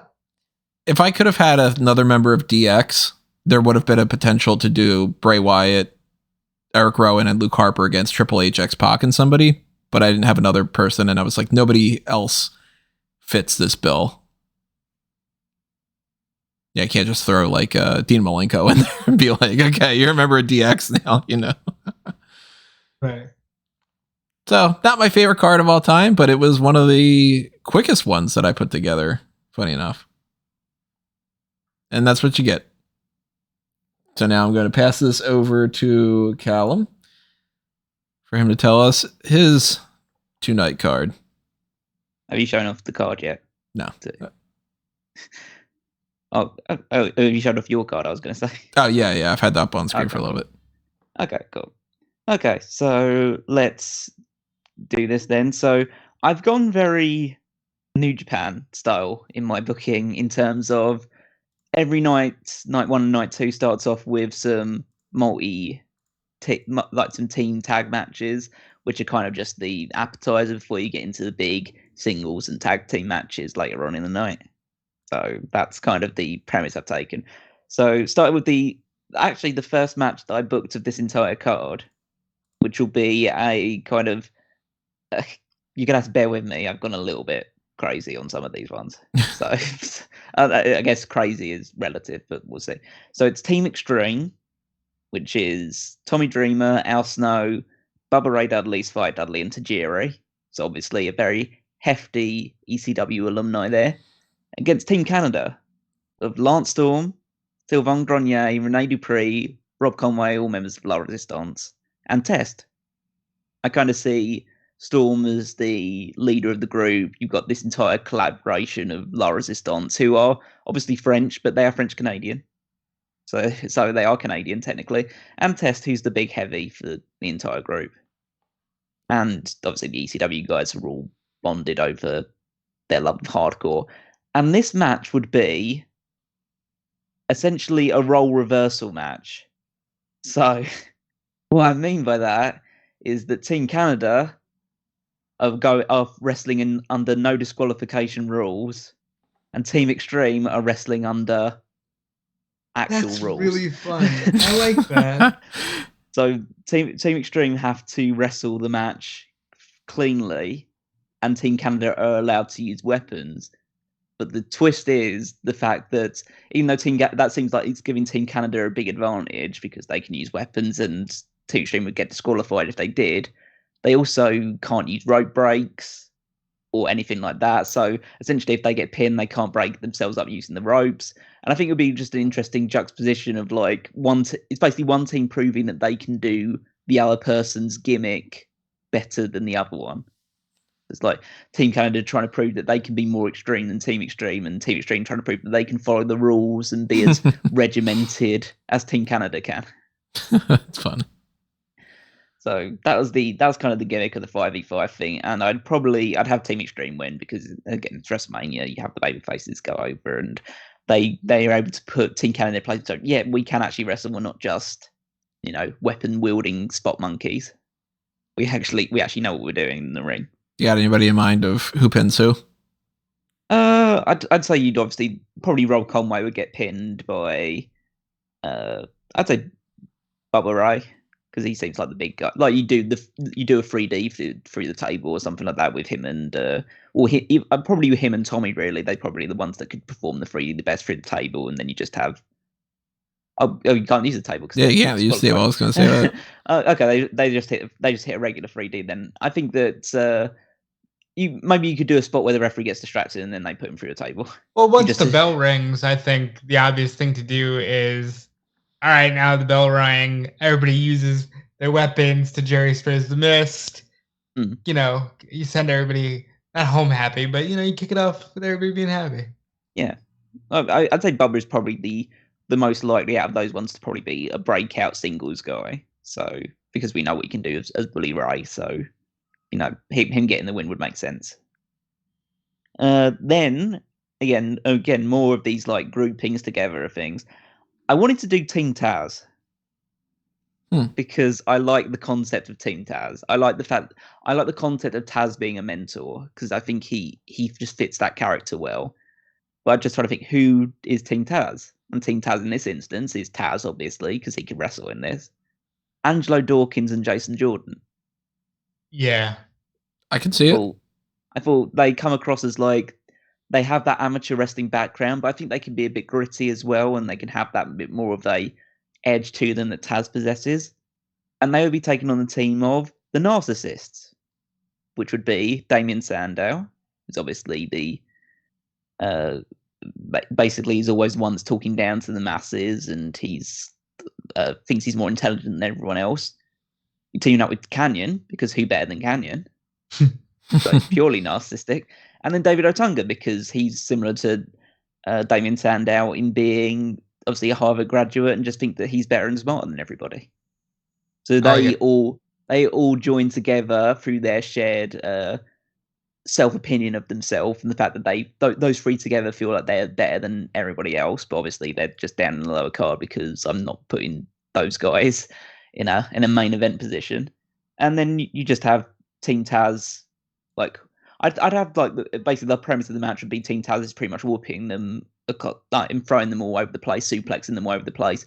But then you have like Sandow get a roll up out of nowhere or something and just pinning one of them. You just have the Narcissist take the victory. Just because you need some heels getting over.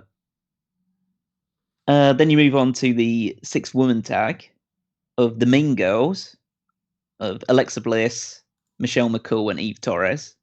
Yeah. With Aaliyah in their corner. And I kind of see them as like a sorority. In my mind, that's kind of the gimmick, and they're inducting people into it, and Aaliyah is their newest inductee. I like it. And then they're taking on the alt chicks because I know you mentioned that earlier. I love that we always go with alt chicks. It's like our easy, like they've got like maybe tattoos or maybe they're goth or maybe they're whatever. Yeah. Well, the alt chicks in this instance are Lita, Liv Morgan, and Brie Bella. And Brie Bella's on it because in my story, she used to be a mean girl, but then she started dating Daniel Bryan. And the mean girls didn't like that because Daniel Bryan's a weird hippie guy.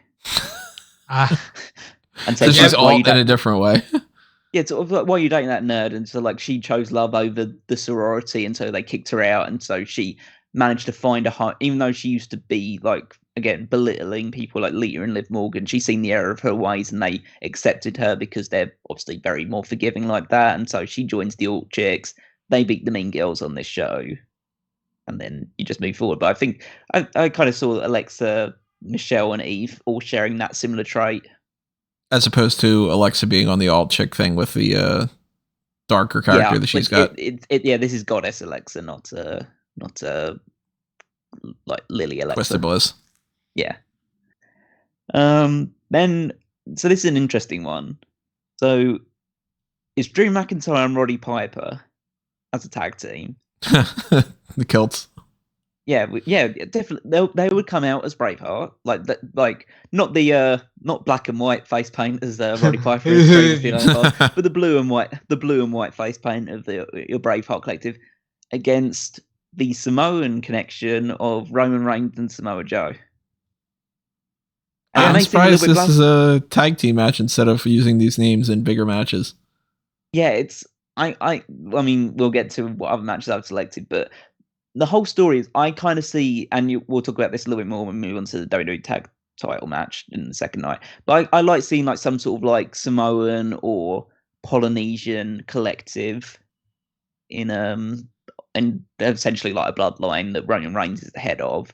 And you could have told a story of that Roman Reigns is a former world champion already, but now at the moment they're locked in loggerheads with McIntyre and Piper, and they've been feuding with them. You have Samoa Joe as kind of the enforcer of the group, like the second to Roman Reigns, and they're accompanied by Juice because he is Sim Snooker. He does have that connection. So I would tell the story of Roman Reigns and Samoa Joe lose to McIntyre and Piper on this night, and it's due to a bit of miscommunication between Joe and Reigns, and that starts the slow burn to them breaking up and feuding over who is the rightful Samoan Joe. Samoan Joe against Samoa Joe. Yeah, exactly. So, but that's and Deuce is there, like, hey, I'm Deuce. I was thinking there was a lot of things that I wanted to potentially do with Roman, but I just wanted to put him in some sort of angle with Samoa Joe, and I thought we'll start them as a tag team here, or start them as part of a stable, and then use this match as the catalyst for them to eventually break up and start feuding with each other more seriously. I hope you, in this fantasy world, if we're going by the law of like multiverse, the fact that we're speaking these things means that in some universe it's happening. So I hope in this universe you're booking a segment where Roddy Piper is picking on Deuce and being like, I got a coconut for you. Oh yeah, of course, that'd be great. That'd be a great segment to have. I just wonder how many times on commentary the line would be, Roddy Piper just dropped the Deuce. All right, no messing about with his next match: Chris Jericho versus Shinsuke Nakamura. Yep. Gee, I wonder why like that works. Yeah, you don't even need like titles or something. That'd be a great mid-card title match, though. Yeah, it was one that I considered as a mid-card title, but you'll see why I haven't had that as my mid-card title when we move further up the card. But yeah, there's just a great match between the heel, arrogant Chris Jericho against the very like King of Strong style rock star. It's like you tell the story about who is the real rock star of WWE. Is it Shinsuke Nakamura? Because I'd have that obviously the presentation of New Japan, because where he's like essentially the Michael Jackson of New Japan at that point. And then it's Chris Jericho is the rock and roll heavy metal guy, and like they basically say like who is the true rock and roller of WWE, and that's how the whole thing is built up. And I don't know, I'd probably have Jericho go over just because I feel like he has more potential moving forward as a obviously I think Shinsuke's great, but Jericho is a top level main event guy and could easily use this to catapult him towards either a world title match or a mid-card title match.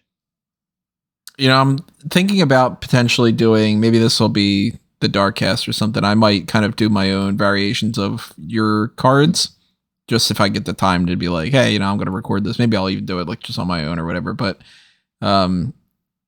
as soon as you said that Jericho and Nakamura thing, I'm sitting there going, I don't know if I looked at the rest of the card, if I'd go in the same direction and end up with that, but I really like that idea. That seems like such a perfect pairing.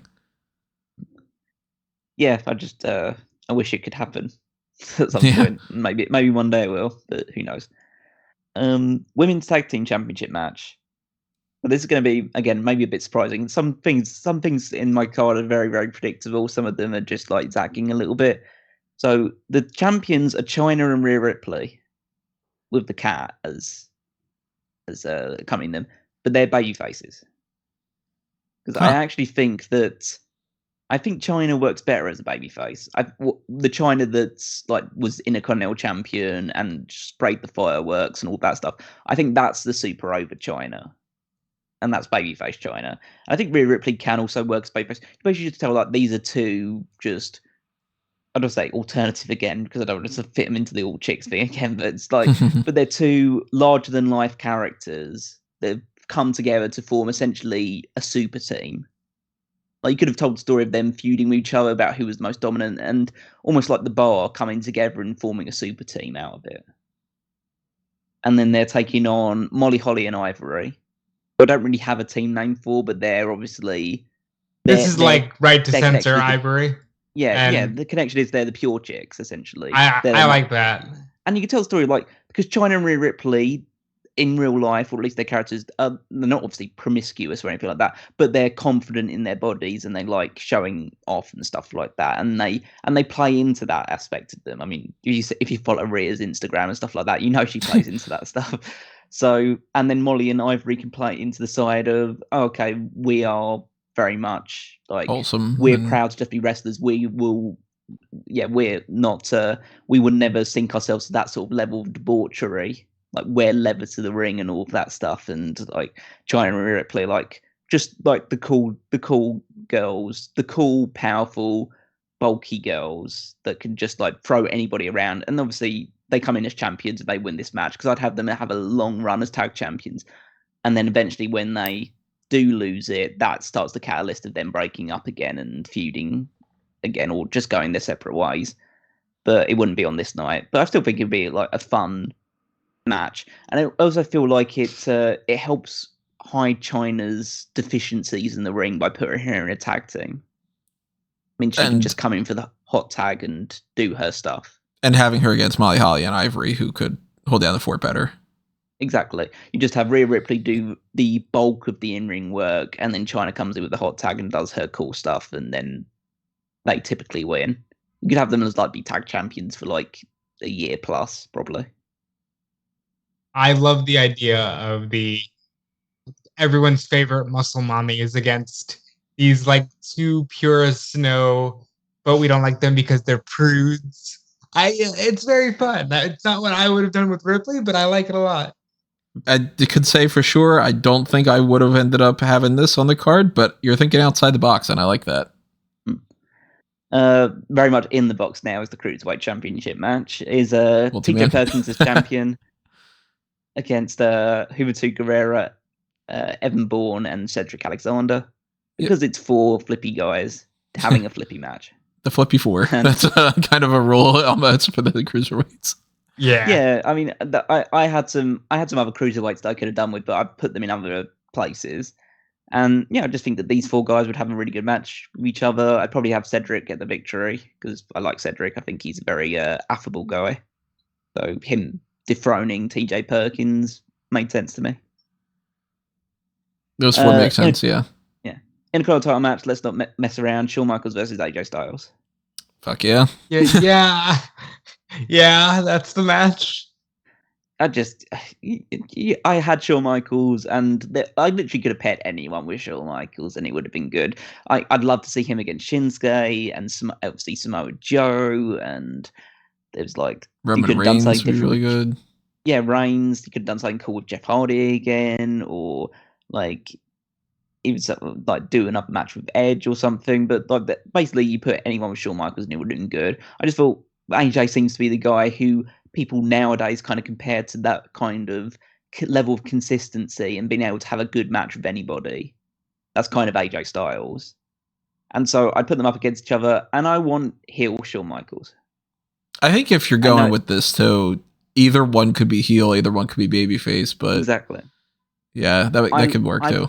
I prefer I think that Shawn Michaels as a heel pushes the boundaries further. And I think that kind of would work more with AJ as a babyface. But realistically, you can't go wrong either way. Like it would work whichever way you're going to do it. But you'd have the cocky, confident Shawn Michaels against AJ Styles defend, and have AJ as the champion going in. Shawn Michaels wins the title through nefarious means, but they just have a absolutely banger match. I don't think even on a bad day these two could have like a C+ match. I think they'd always be knocking it out of the park. Yeah. And you headline night one with the Women's Championship match. Beth Phoenix as champion against Bianca Belair. Yep. Just, again, two larger-than-life powerhouses going up against each other and just proving who is the most dominant one.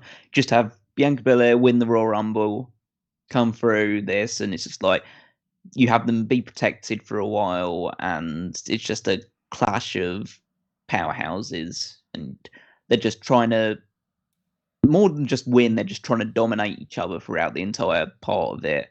And you eventually have Bianca get Phoenix up for the KOD and win the women's title, because that's what you do with Bianca Belair at WrestleMania. She wins the women's championship. That's kind of her gimmick. So that's the end of night one. That's a hell of a card. Yeah.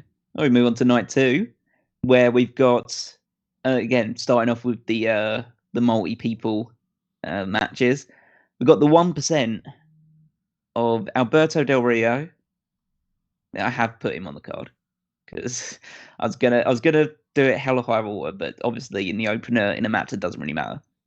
So Alberto Del Rio, Ted DiBiase Jr., Tony Nese, their varsity friend, like the jock friend that follows them around, and Maurice.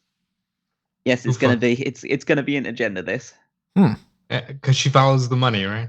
Yeah, exactly. She's with Ted DiBiase at this point, so you know that ultimate charismatic pairing.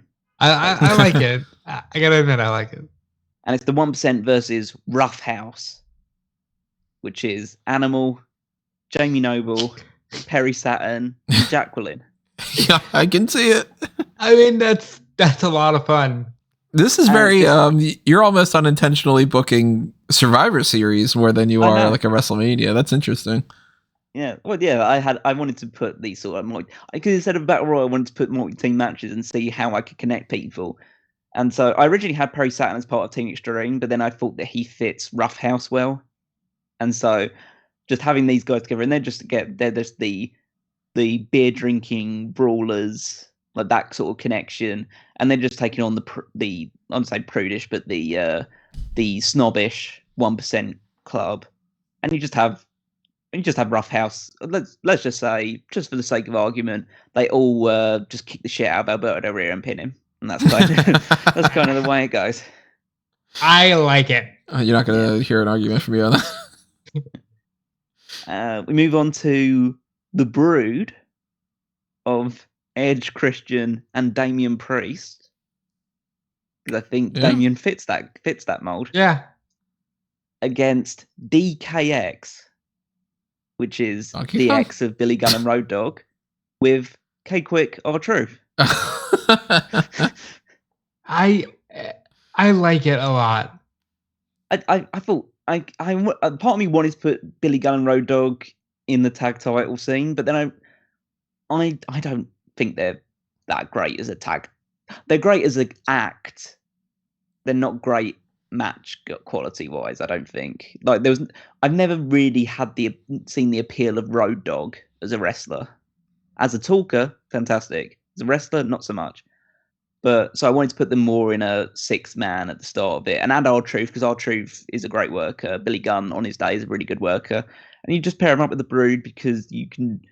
Even though I could have done so much with Edge, I really as soon as I got Edge and Christian, I was going to pair them up, and I think that Damian Priest is a really good substitute for Gangrel. It's kind of a mix of the Brood and Judgment Day. Yeah, I can see where you're going though. Yeah. So yeah, you just have them together. I would just have the Brood win, because they're the more probably over group out of these two. Definitely. Okay, here's a fun one. So we have the Bald Street Crew of Carl Anderson, Luke Gallows, Albert, and Bull Buchanan, all joined together by the fact that they are bald. Yes. And they're taking on the Hair Raisers, John Morrison, Scotty Too Hotty, Grandmaster Sexay, and Zack Ryder. I gotta say, between your two cards, how the hell am I the most reserved on this one without what the fuck happened to you? What did you do? Like, we took all the creative and just... This is great. I'm gonna blame it on that ear infection thing I had going on. So the story for this one is that obviously the Bald Street Crew are, I wouldn't say jealous, but they're annoyed about the fact that you've got these hair raisers that are just fawning they're proud of being bald, but they hate people that fawn their luscious locks at other people. So the story of this one is that the Ball Street Crew, if they win this match, the hair raisers one of the hair raisers has to shave their head. That, of course, yeah, it's kind of hair versus hair match. Yeah. But if the Ball Street Crew lose, then I'm trying to think what the other thing would be. It's like they get to shave Albert. They shave their eyebrows. Shave his back. Yeah. But I would actually tell the story. I'd have the Ball Street Crew win, and then the story would be that the hair raisers decide, because they're all kind of at this moment honourable baby faces, that they would have a 4-way match, and the loser is the one who shaves their head, because they just decide to do it. Okay, the only way we can settle this fairly is in the ring. Whoever loses, may the best man win, and all that stuff. But you make it an elimination match, and you have like both Scotty Hot Ingram and Sexer get out of it, and it's left with Zack Ryder and John Morrison. And John Morrison is so worried about losing his hair that he cheats to win. I love it so much. And then he turns heel on Zack Ryder. Zack Ryder gets shaved bald. And then you can tell the story of John Morrison like breaks away from the group, and Zack Ryder decides to fight his way back, and that's you build a story off the back of that. This funny nothing happening 8-man tag. You get a lot of the idea of, hey, you're bald and we're not. Yeah. No, but I really like the Ball Street Crew. That's hysterical. Because there's never been a group that's just together because they're bald. It's just such an easy thing to do. Then we have. If you're really loving this, by the way, everybody, remember in next week, I think is our main event for the podcast is Time Machine Dream Team, where we're gonna have a lot of ideas of let's make a team out of this and stuff. So maybe you'll see a return of the Bald Street Crew. Okay, now a very conventional match for at least back in the 80s and early 90s, Hulk Hogan versus Braun Strowman. Yeah. Because what else are you going to do with Hulk Hogan except put him against a monster for him to slay? So, I just have Hulk Hogan win. I'm not a huge fan. This isn't exactly a match that I'm super appealed by, but if I have to do something with Hulk Hogan, this seems like the perfect guy to put him against. Just a guy that will throw him around. He hulks up. He hits the leg drop. He body slams Braun Strowman. He hits the leg drop. He wins. It's textbook. Yeah. It's textbook Hogan. Matt Riddle versus Jeff Hardy. Yeah. So the story of this is that they used to be a tag team because they seem to fit. They were both super fun-loving guys, like a team that never took things too seriously until they lost the tag titles, or they failed at a chance of reclaiming the tag titles. Riddle finally snaps, goes super serious, goes super MMA mode, takes down Jeff Hardy, and so this is you could have a fight pit match between these two here, I would say. It's just, it's not really Jeff Hardy style, but Jeff Hardy would just try and dive off of the cage onto Matt Riddle constantly, and I'd have Riddle win. He chokes Jeff Hardy out. But I think that I want to see at some point, even though I find a lot of what he does funny, at some point I want to just see serious Matt Riddle. Yeah, we haven't seen him as a heel yet. That's right. Yeah.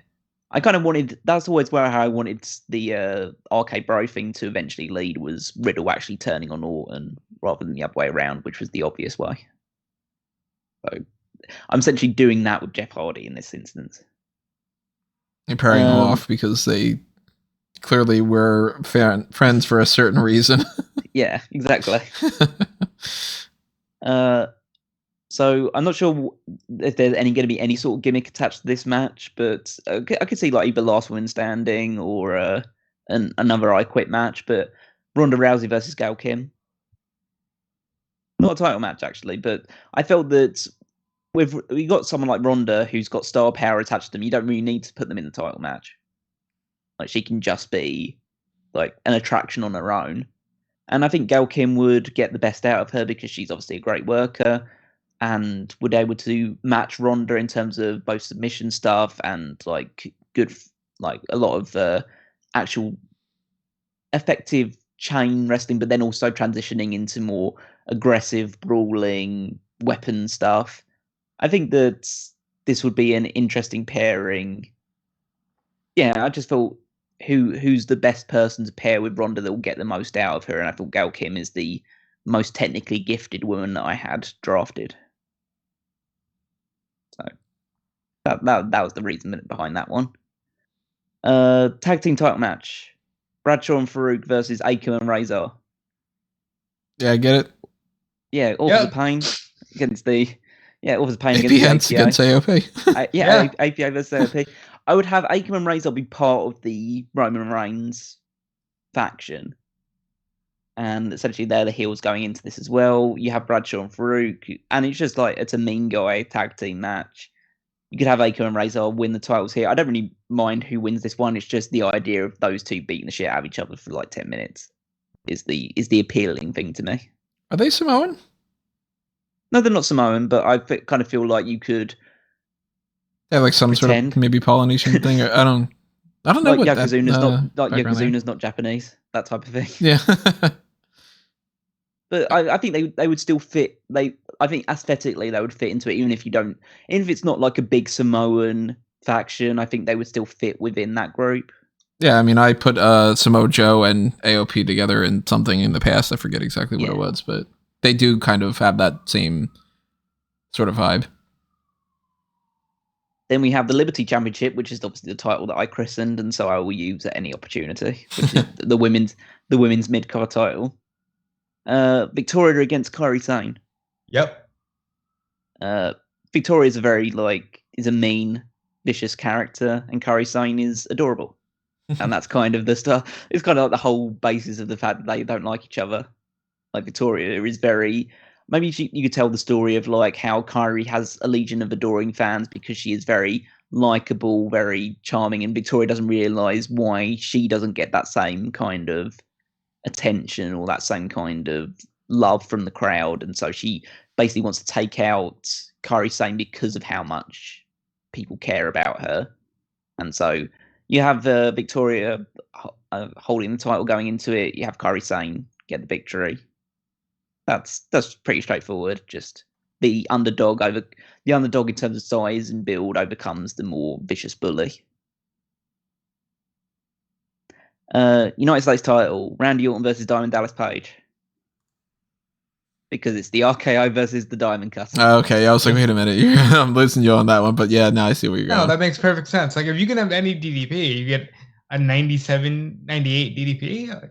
Yeah, exactly. And real DDP. Asshole Orton against beloved DDP, people's champion type. Absolutely. Yeah, I think this would be a very like kind of old school match, but I think these two would work well together because they can craft this kind of match, which is a bit more methodical and old school, but still make it engaging enough that the crowd really get into it. Have DDP come in as the champion, United States champion, with the intention of proving that the Diamond Cutter is the superior move, but Randy Orton catches him with the RKO out of nowhere and gets the victory, wins the title. I just, as soon as I saw DDP, I just thought, yeah, I'm putting him with Randy Orton. That was just the way I was going to go. And then round of night 2 with the WWE Championship match, because it's predictable as you get, but it's Steve Austin versus John Cena. Of course. Yeah, it's hard to have those two and not want to pair them off. And there's no heel. They're both baby faces, but you tell the story that you would naturally tell, which is Steve Austin thinks that John Cena is full of shit and is just like the idea that he is too good for his own good.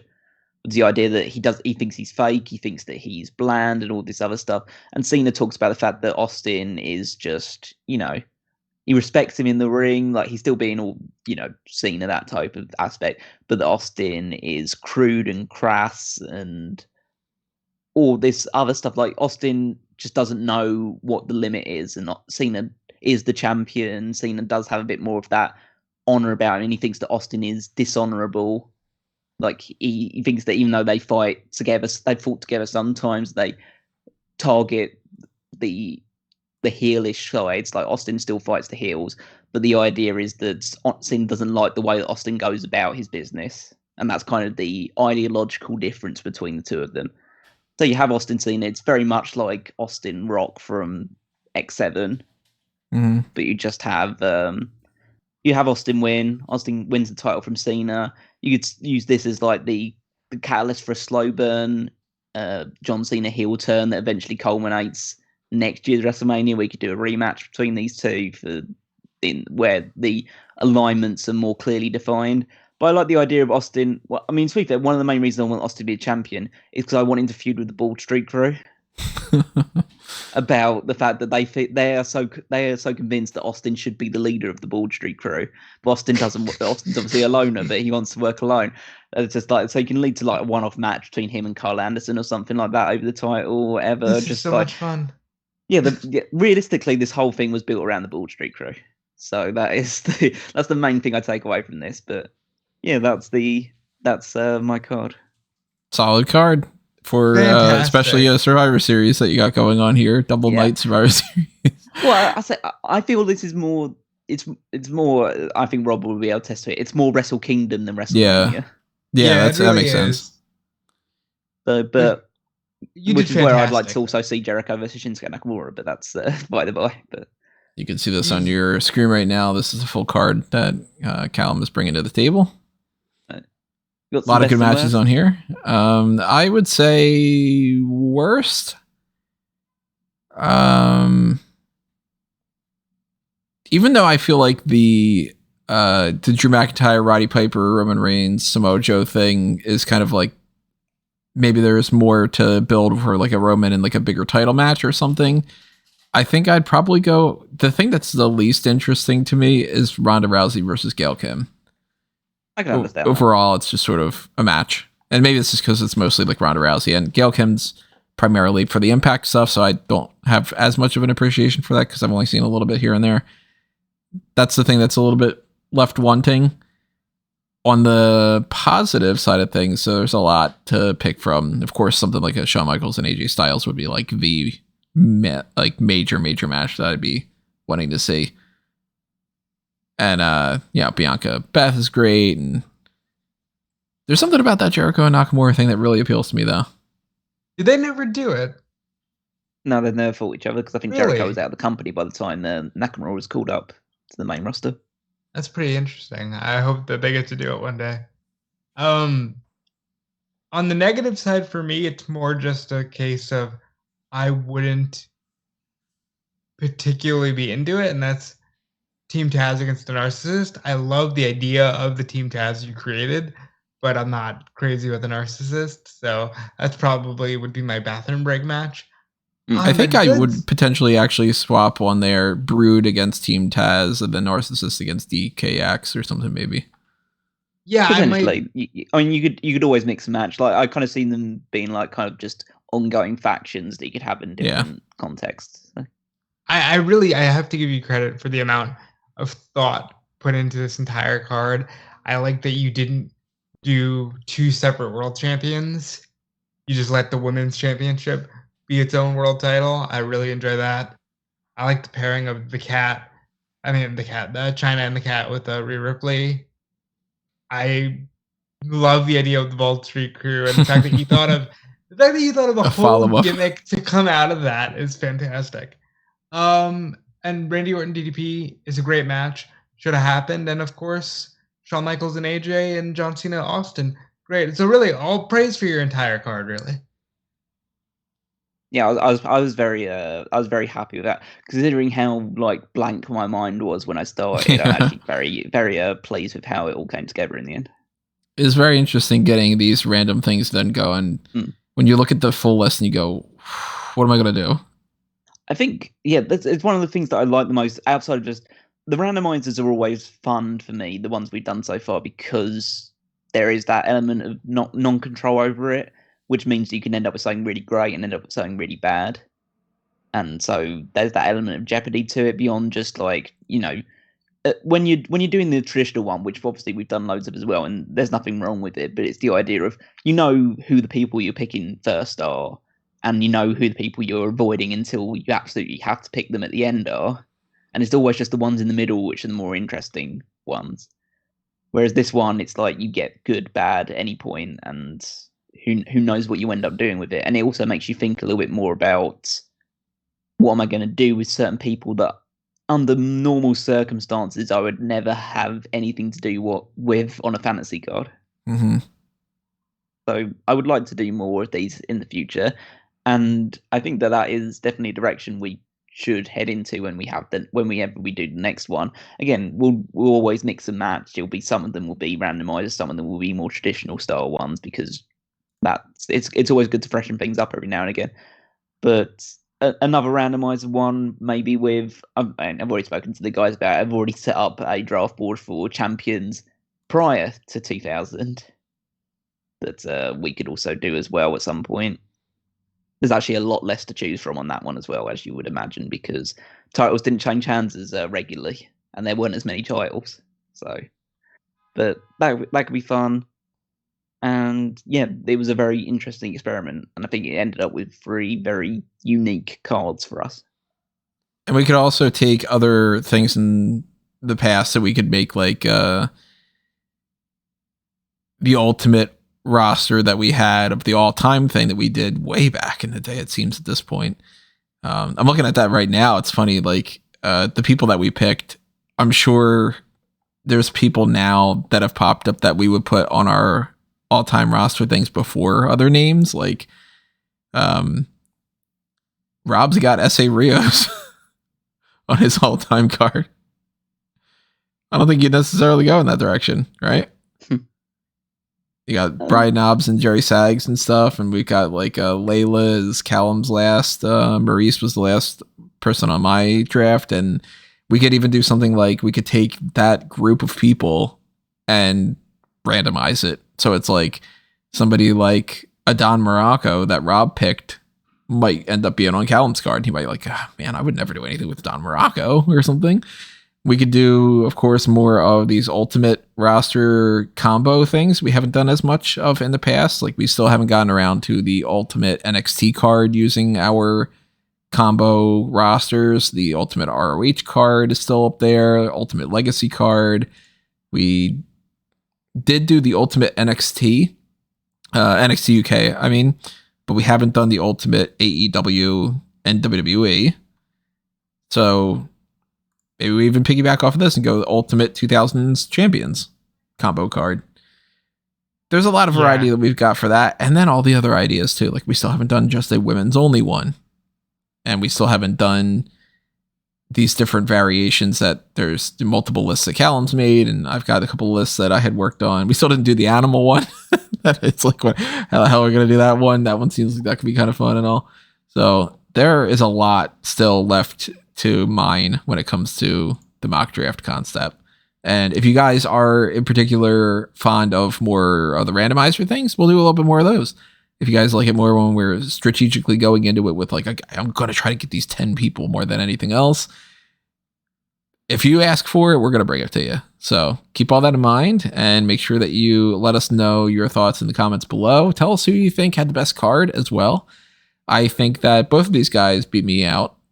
I will firmly say, even though I like a lot of the things that are on my card, obviously, because I put it together, I think that they have a much more unique approach to this that would end up being 2 more overall fun cards, whereas mine's a little bit on the blander side. So I will humbly accept defeat on this one, at least. Even though I still kind of like the Funaki and Kiritazawa and all that Team Gabagool and all. But yeah, let us know that in the comments. Let us know that you like this by hitting the like button. Make sure that you follow and share and do all that good stuff for all the different accounts we've got. Of course, Smark Out Moment is all over the place at Smark Out Moment. And if you go to amangotree.com, you'll see lists of all the other kind of the links that we have, including Fanboys Anonymous links and things that are over on my personal accounts at Tony Mango. Check out the EWN and Bleacher Report articles that are going up, and stay tuned to whatever else I'm doing by following me at those social media things. Follow what these guys are up to as well. Rob? Yep, you can follow everything I've got going on at Dude Felice. I'm at Dude Felice on all the social medias. I have a link tree as well. You can check it out. And it's not fully up to date. It will be at some point. Also, at some point, deepfleece.com. I do get updates on that every other day, and it's going very well. I'm very excited about that. Of course, you can follow my writings on Fightful and WrestleZone and Smark Out Moment, obviously. In terms of the Fightful things, you should keep up with that anyway, because Sean Ross Sapp works very hard on things like Fightful Select. And over on Smark Out Moment, you can find me on the Triple Threat every week, and you can find Callum Wiggins as well. Yep, so on Smark Out Moments, my week-to-week contribution is the power rankings. So if you want to see how the wrestlers of WWE have been ranked by my own personal taste, then that's where you can head over there. You can also check out the Fantasy League for a different type of ranking where people are picking up points on a week-to-week basis, and see who ends up with the most points heading into Crown Jewel coming up. So there could be a lot of points that's picked up there. And then we'll head into all the Survivor Series and whatever other shows, Royal Rumble, all heading up towards WrestleMania, where we'll finally find out who the champion for the 2022-23 season is. At the end of the very last match of the last night, essentially. Yeah, where it all changes. And I just decide that I win at that point because I'm just annoyed at that point. And then you can also find me on Twitter at Weekmeister14. And that rounds me off. All right, everybody. You got a double main event for this week. Actually, a triple main event for this week. Yeah, wow. We're hitting with you a lot the podcast. We did the predictions. Yeah, we're going to do the hot tags and the pay-per-view podcast. Hot tags coming up next on Friday afternoon, where if anything changes for the stuff from Crown Jewel, we'll talk about that. We'll talk about other things like the NXT releases that just happened and AEW talk for whatever happens on Dynamite tonight and such. And then you got your pay-per-view point post show coming up immediately after Crown Jewel in the afternoon on Saturday. Keep that in mind. Remember, it is a Saudi Arabia show, so it is not starting at 7 o'clock at night. It is starting at 11 o'clock in the morning Eastern time. And that means we'll round that out around like the 4 or 5 range, probably. I don't know. It depends on how long they plan on going, but I'm assuming it'll be about a 3-hour event. So probably have the post show start around 3 o'clock and end around like 4. But stay tuned for that by just following the channel, subscribing, ringing that notification bell, and paying attention to the Facebook, Twitter, and Megamaniacs, and all the other posts, because every time that we do one of these pay-per-view points, there's like 8 links that are out there on like the WN post, and I posted on like the website, of course, has it underneath the live coverage and all. So lots of ways for you to find us. No excuses for you not to be there. I don't care if you're working. Tune in. Or you're a bad person. No, I'm not going to say that. You're a bad person for other reasons. Believe me, I know. Anyway, that is it for this mock draft. Again, I might follow this up with the dark cast of me trying to figure out if I have the time and if I have something going on that I think is interesting enough. Maybe I'll just sit down and try to work what I would do with Callum's roster and Rob's roster. And I might just be like, you know what? It's like 5 in the morning on one day. Let me type that out and present that to you guys. Maybe we'll do something else for the dark cast. I don't know. It's the early November time right now, so we got plenty of time to at least lock in one of those. So join that tier, pay attention to everything that else is happening, do the pick your poison if you want to do something else, and we will see you next with the hot tags, everyone. But for now, this has been another Smark Out moment, and we are being counted out.